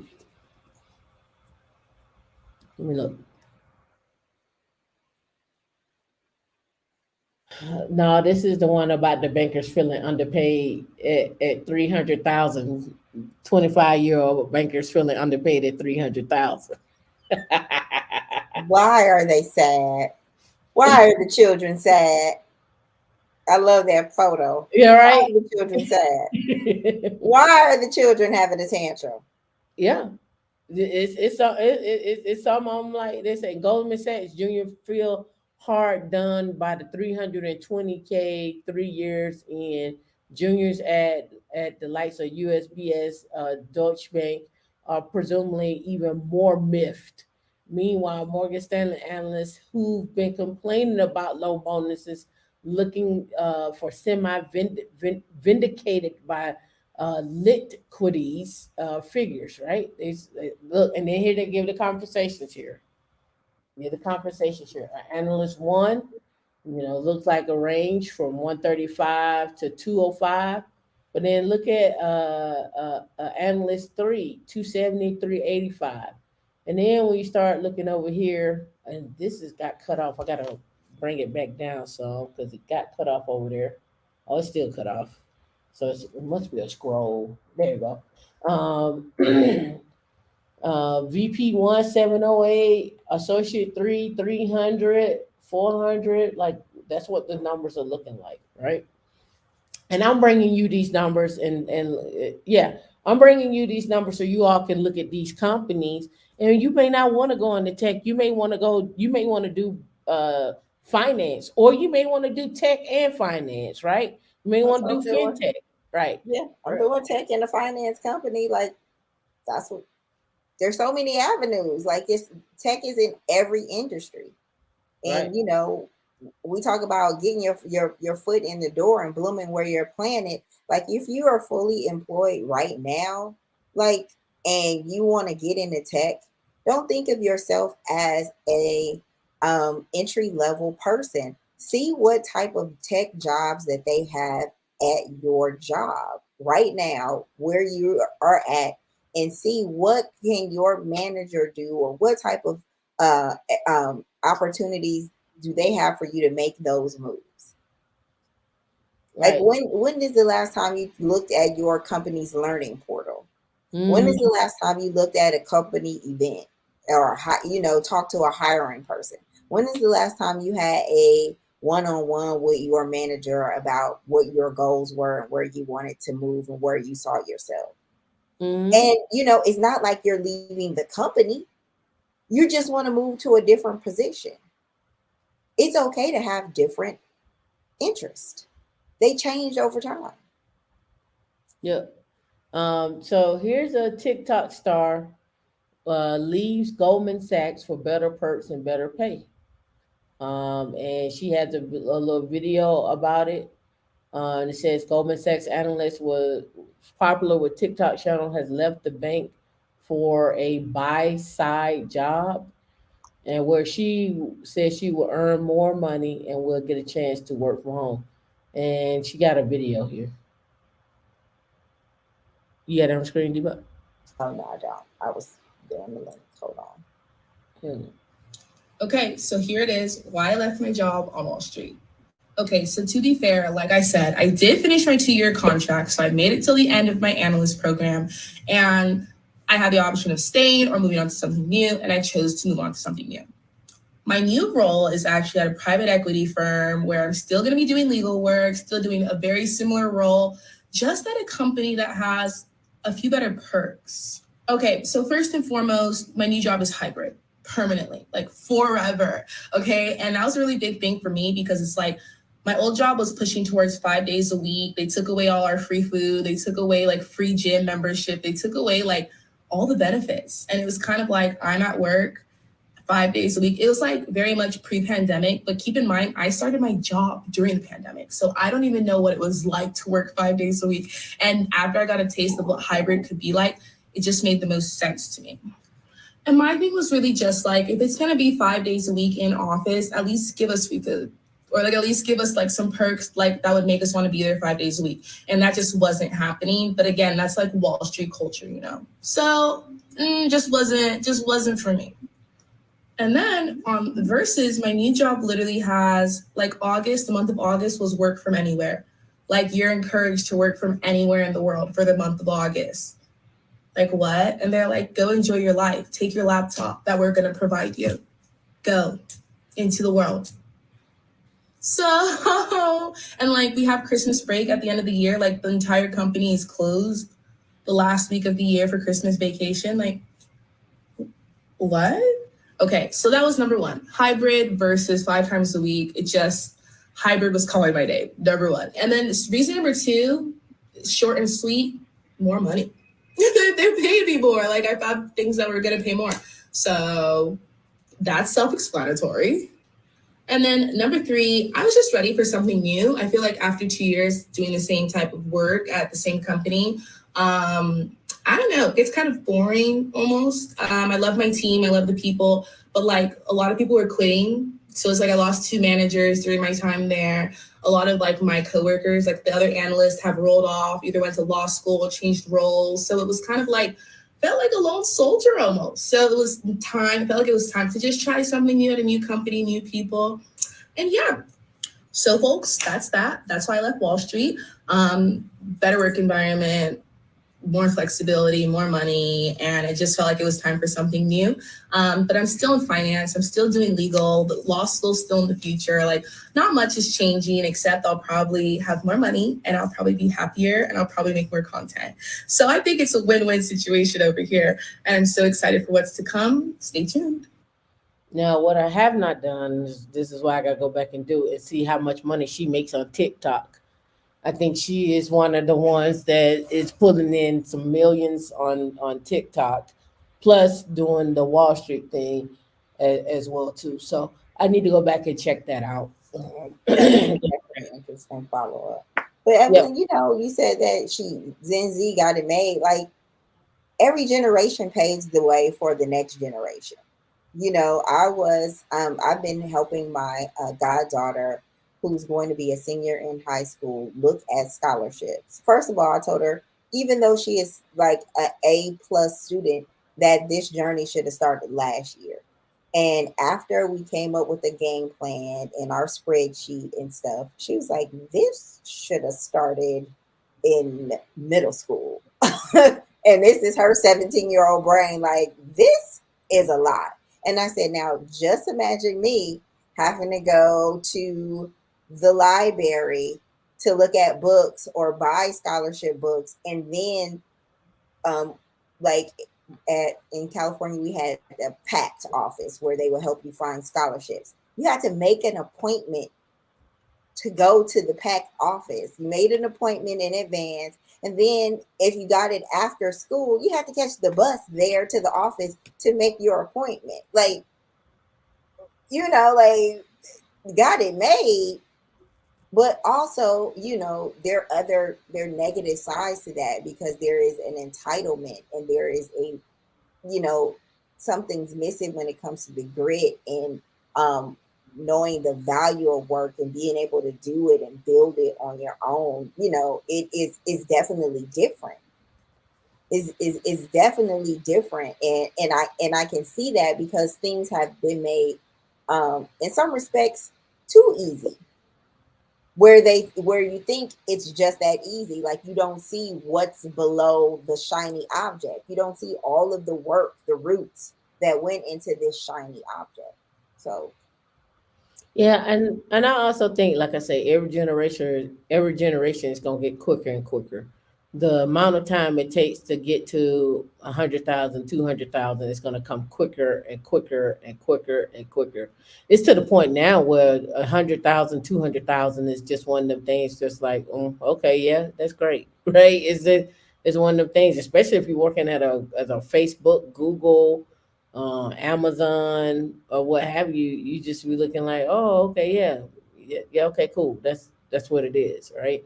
And then you got the traditional companies like like your General Motors, your Ford, and stuff like that. They're not handing out those salaries like that, right? But they still want people, right? So it's just one of the things. I think anyone who's having kids now, I think they'll probably be looking at $100,000 at 13 years old and be like, I do that from selling my lemonade online. I made my special purposely lemonade, and I put it in a vending machine and stuck it in schools. And so now I have my lemonades across all the high schools and so forth, and this, that, and other. And each lemonade has a story behind it because each lemon is different. right. And every generation uses the tech of that generation. Yeah. Like, I cannot say I was missing anything, like, except the computer, but it was like a pager. I had a pager. You know what I'm saying? Once I got Mhm. old, did I get a two-way pager? Did I get a cell phone? Like, did I get a laptop? Like, everything that was I could get on my own that was technical at the time, I had it. I took advantage of it. Now, I worked in a different industry and used it differently than being in tech and knowing again, the roots of the technology behind it, but we still use it. Mhm. Yep. So it's gonna come quicker. All right. So Amazon has opened a new office in Johannesburg, and it is hiring for particular positions. So we talked about Africa. We talked about buying real estate over in South Africa. So here, again, remember that the big gate, the cable, the plug. What is it? The internet run to between the continents is also going on too. So there is a very, very, very big push to get as much technology and startups and stuff in South Africa, in Africa, across the continent itself, and people are buying left and right in Africa. So again, it's something that you may want to just be aware of or something you want to look into. I'm just bringing you what I'm seeing out here, right?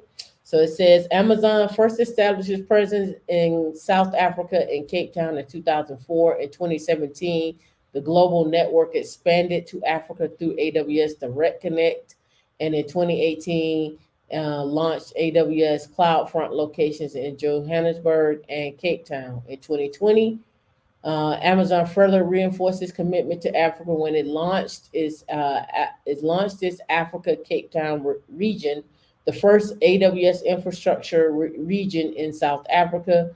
The AWS region enables business and government organizations of all sizes to create remote working platforms, build cloud applications, and store their data locally while reaching users across Africa with even lower latency, right?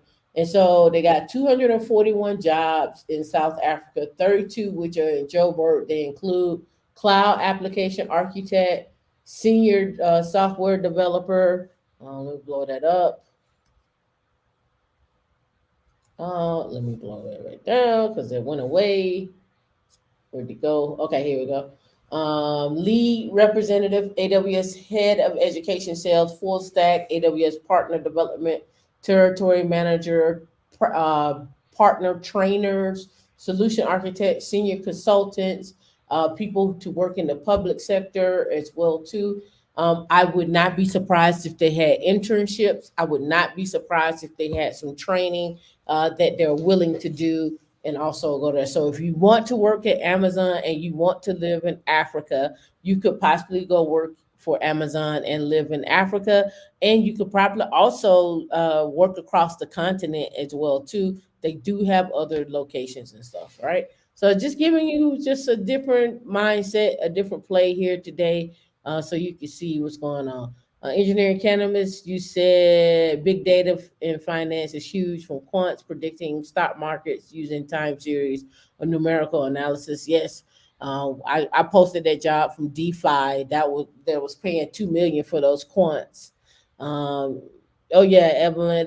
The way I looked up scholarships, I went to the library and sat down and scrolled through the scholarships and stuff like that. I was lazy. I was like, I do not feel like filling out all this stuff. Like, it's just so much to fill out. Right. To serve Chinese nationals are buying land and property in Africa at an alarming rate. Nigeria, Ghana, and Kenya. We need to jump on it ASAP. Yep. They've been doing it for years. I remember, and it was a treaty that I think Detroit had with China as well too, to come in and buy real estate. There was a big treaty. I remember that. I just can't find that treaty, but there was a big treaty between China and Detroit. When it came to real estate, they were buying up their real estate as well too. And a lot of black, and I forget the acronym we call them for Africa. What do you call it? American born black people? FBA, is that it? Yeah, I don't know. But a lot of us are going over to Africa. We're going to Cape Town and Ghana and all those places, and just like, okay, either we're gonna get the dual citizenship or we are moving. And I mean, if you go look at the visa laws, if you go over there and you can I think you can become a citizen in 5 years from what I was looking at. And if you are self-sufficient and you're not taking from any of the African resources, you're bringing business to Africa. So that's something to think about. In the same way with going to Puerto Rico, federal taxes can be I don't want to say avoided, but they're not. You don't have to pay federal taxes, so that's another thing that people are actually doing. All right, so I got more, but I'm not gonna keep you today. I'm gonna let you go today. Are you? Mm-hmm. You care about me for real? I know you want to get out in these streets. Let me tell you, as much as I want the car to go stretch her legs and go shake her thing, it is getting darker and darker and darker. I'm going to make me something tasty to eat and finish my manicure and see where that rolls. I don't know. It's okay, Don. It's all right. You know, that's why we got the replay. Yeah. You can hit the replay. I also want to say that those of you that who have not signed up for a conference or a virtual conference this year, please go sign up. Oh, I speak on the 14th. It's going to be 3 o'clock in the morning. Y'all not going to catch that. For O'Reilly, so I got to make my Three note. o'clock in the morning. Where? What time zone? It's 3 in the morning for me for that talk. Yeah, it's like 3 o'clock in the morning my time. Yeah, and send me that. I know. I think I was supposed to send Free the details with that, and I forgot. Forgive me, Free. Yeah, let me double. I've been taking pills for my memory. They're not working. I think they can help you. What'd you say? Say I'm looking for help. Oh. So yeah, it's Here you go, Free. 6:15. Wednesday 9:14 from 6:15 a.m. to 7:30 a.m. So let me go in here and pull it up. Blind guy, I'm trying to avoid your shenanigans right now. But you are with the shits right now with this hazmat suit. I don't understand the problem. You know, I think there was some breaks in COVID protocol, and she know better. I think it was some breaks in. What is that? What we talking about? Hazmat suit ain't got nothing to do with me. You focus on you. That's not my job. Worry about yourself. That's not my job. Worry about yourself. I am in the business of Tamika. Worry about yourself. That, you know what? I'm gonna remember that. I'm gonna remember that when you call and talk about you vulnerable. I am vulnerable. And you need your time. I'm sick right now. I'm gonna just send you a message, and it's gonna say, I'm worrying about myself. Talk to you later. And then you're gonna call me on my phone. You're gonna do it anyway. I mean, you do that anyway. No, I'm gonna tell you. I'm gonna tell you. I'm going to worry about myself. I'm gonna go get me some business. Oh God. Lay in the road. Why don't I am, and I'm dragging my foot. Lay in the road. Dragging my foot. Lay in the road. Dragging my foot. Oh my goodness. Yeah, I'm glad y'all get to see this live. Good. I'm glad to get y'all get to see this live. Good. We hurt my feelings. Y'all get to see this live. You see how I get treated? Don't we hurt my feelings? Don't get me some business. You are my business. Worry about yourself. All right, here it is right here. Sam, I'm gonna go get me some self-care too. I'm gonna finish my look, jail. You're interrupting the stream. I'm not interrupting nothing. It's over. You're interrupting the stream. Infrastructure and ops, Superstream, Linux fundamentals right here. This is the stream I'll be on. Load up. All right. Right here I'll be doing. Oopsie, that's not it. Right here, Tamika Reed. Why you need to learn Linux? See, I go at 3:45 a.m. Pacific Standard Time, 6:45 a.m. Eastern Time. Free, I hope you writing this down. And 10:45 a.m. I don't know what time. 10:45 a.m. I don't know what time zone that is. All right. And it just gives you a little bit of blurb about who I am, and then you break. Is this a virtual conference? Yeah. It's a 24-hour virtual conference? No, it's not 24-hour. It starts at 5 a.m. Eastern time. One person goes at 5 a.m. Eastern time. Oh, okay. Yeah. I see it. Yeah. And it ends at 8:20 Eastern time. So it's 3 hours. It's not Tam, not me, by the way. Get the lion's mane mushroom pulls for memory. Okay. Pills. Okay. Ah, got you. Yeah, she gonna need a hazmat suit. Kite the surf. Why you can't handle this? Why you moonwalking out of here? No I'm moonwalk. still waiting on my 49er onesie. I was never gonna get you a 49ers warning. You are forever a Falcons fan. Well, I mean, at least get me a Bucks one. At least give me a Bucks one. So I thank y'all for coming out today. We Dee needs to take her meds. She's not feeling well right now. And we appreciate y'all for being here. As you can see, she's went through two teams, and I don't. I'm having a hard time understanding. I know I'm gonna get a phone call They from my both mom. Bay teams, though. They both Bay teams. You know, San Francisco Bay, Tampa Bay. I know I'm gonna get a call from my mom on this, because she's gonna be like, if she is in the house of a Falcons fan, D already know what she done said. I ain't gonna repeat it. Free send Tamika a Slack message inbox about your sizes for these hazmat suits and our requirements. And we got to check the weather to see how hot it's gonna be. Yeah, it's a conference. It's gonna be cold. It's gonna be cold. I can't wait for this conference. I want to ask me too. Okay, I got you.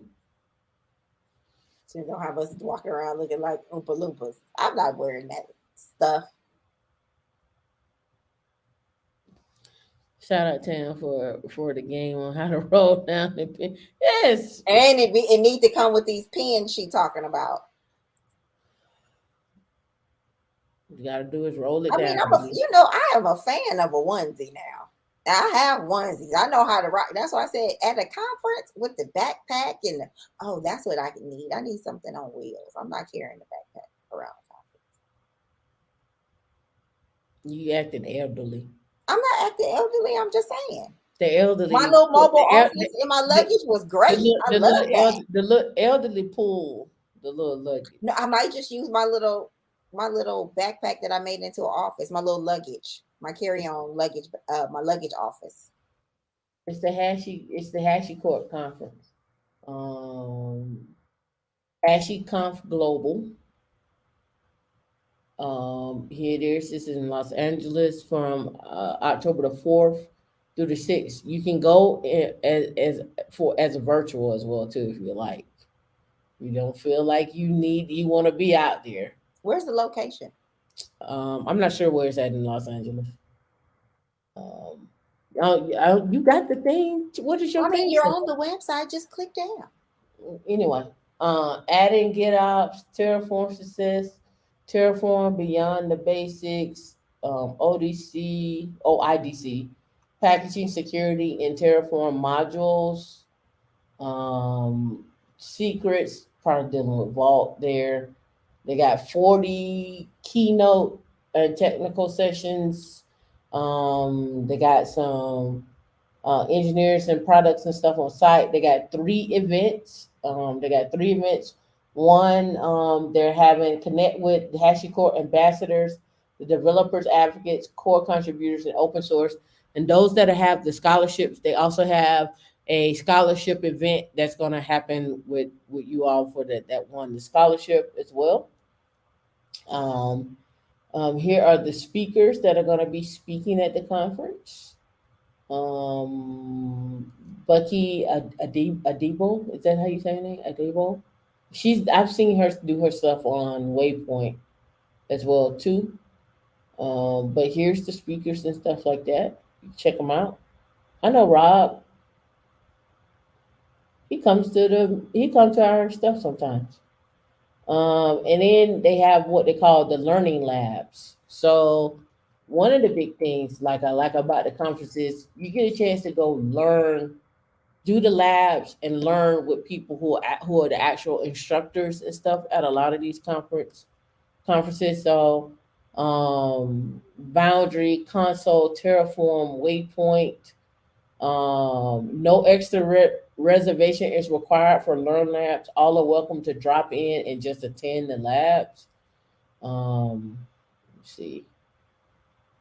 They talk about Boundary. This is on October the 5th. And they also have it as a in-person and virtual. They have Console on October the 5th at 12 in virtual and in person. Terraform, and I went over Terraform on Wednesday. I'll be going back over Terraform again this Wednesday. We'll be getting more and more into Terraform and setting up your back end with Terraform locally. And then I'll probably do a little discussion on how to set up your back end remotely. And we'll get into more into Terraform Cloud.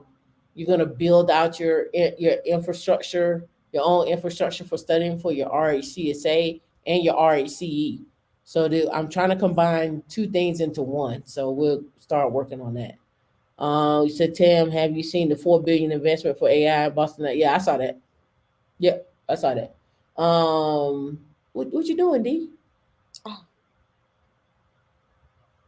And then we have Waypoint, right? That is also virtual on the 6th. And so you get a chance to bring up your own runner, Waypoint, bring your own runner, use HCP Waypoint with your own runner infrastructure, right? HCP Waypoint manages the Waypoint server and connects to your Waypoint runner. You can operate a job runner on your own infrastructure, communicate with HCP Waypoint and still have flexibility. And they'll get into what Waypoint is and so forth, right? So here's the tickets. The virtual pass is free. The LA pass is $7.99 right now for general admissions. You get beverage, food. You're getting 3 social events. You get a swag bag and giveaways. You get to meet people. Full-blown access and conference, right? The other conference that's going to be there is 2 more conferences I want to go over. Bigger Pockets is going to be in San Diego. I'm considering going to that, but it's around the same time. See Bigger Pockets right here. Let's just do conference right here. So the Bigger Pockets conference is in San Diego, October the 2nd through the 4th, right? So I could get away with that. I could go October the 2nd to the 4th, and then from San Diego, then shoot up. Is it shoot up or shoot down? It's shoot up, right? Or is it shoot down? San Diego to LA. Is that San Diego to LA is shoot up? San Diego to LA is shoot up? Mm-hmm. That's what I thought. So shoot up to LA. Well, you said from San Diego to LA. Isn't San Diego below LA? I thought so. One or the two. All right. So anyway, either way you go. They having the Bigger Pockets conference. Those of you that are like trying to figure out the whole real estate thing and not sure and so forth, here's another thing to look at, right? I don't think they have a virtual one. I think everything is in person for this one. So again, check it out. You may like it, you may not want to go to it, but again, that's happening. The other one that's happening is CubeCon. I think CubeCon is in Detroit this year. Let me look. So we got, CubeCon is October 24th, and that is in Detroit. Let me go here. CubeCon and Cloud Native Con, Cloud Native Computing Foundation flagship conference. Hybrid October the 24th through the 28th. It is in Detroit. Here you go. Again, when we start talking about cloud native, KubeCon, Kubernetes, and so forth, I think she was over at Twitter. I think she was over at Twitter. When we start talking about KubeCon and what goes on and so forth, this is like one of the core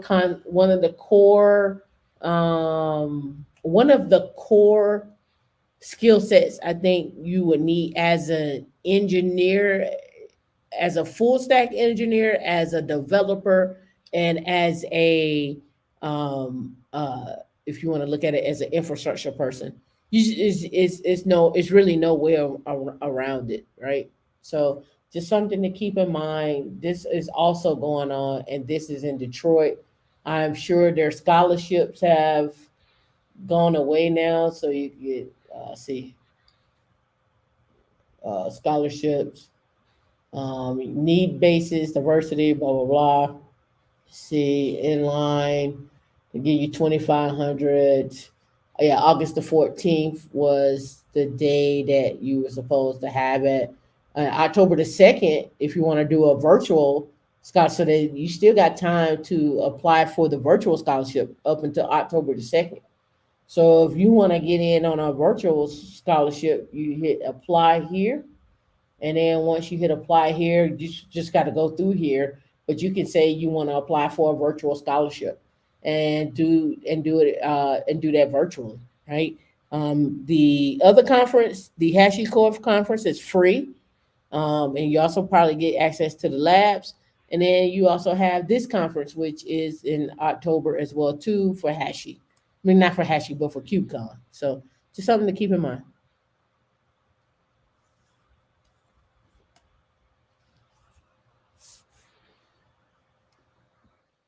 Yeah. Yep. So again, when you're looking at these conferences, make sure you all apply and get the scholarships and so forth and so on. Right? You laughing at my comment? Yeah, I don't care. It's so stupid. Ooh, gotta Yeah, love it. I don't care. I was getting the word out to the people. That's it. Yeah. So again, go out here, make your money, buy some assets, gain you some more skills. Something filling my eye. I got something in my eye. Gain you some more skills. Tell Do what your you gotta do. family, tell your best friend that you care. Go give them a hug. Yeah, and also make sure y'all again when you're doing all this, make sure you put some money aside for your health care. Invest in the You have an old HSA. HSA, just sneak some money off in there. That's what I do. I have an old HSA. It, somebody always buying it. I go put some money in my HSA, and then I pay. I like my medical appointments and copays and stuff. Any medication, I mean, you can buy toothpaste with your SHA, like all of that stuff. You can go buy it with your SHA. Yep. I love it when I go to the dentist and they be like, "Oh, you know, you know how I feel about certain dentists and stuff like that." They were like, "What kind of insurance do you have for us? Let me go check your insurance to see if you can do." And I was like, "Don't worry about my insurance. Just tell me how much it is. I just pay for it." No, let me check your insurance. I'm like, "How much are y'all charging the insurance people?" Because when I offer to pay for it, you don't. You show enough. Oh, Be they like, be colorful back there in their back office when it comes to stuff. I was looking at my acupuncture bill and my copay was like $25, but I was looking how he had that structure and I was like, 1,800, what are you doing? What kind of fancy foot? $1,800 for your acupuncture. I was like, what type of fancy footwork was you doing? That was only one section. Like I wasn't getting a pin cushion look that I thought was. I was like, what the heck? I was like, well, hey. The money in the medical field ain't Is in the insurance. is in the insurance. It ain't the clients. Yeah, What? it's the insurance. I was like,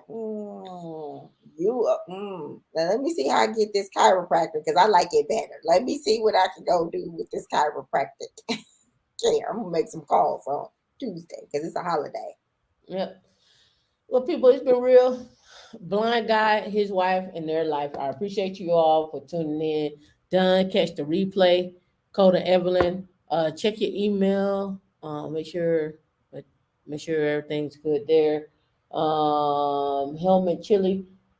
every time I look at your name, Helmut Chili, I be thinking about a hot dog, a hot dog and some chili and some onions and some ketchup and mustard. That's the first thing that comes to my mind. I be like, ooh, I could use a good hot dog right now. I don't know why, but that's every time I see your name, I be like, ooh, I could go for a varsity hot dog or a fried apple pie. All right, y'all be safe. Thank you. See you guys on Wednesday.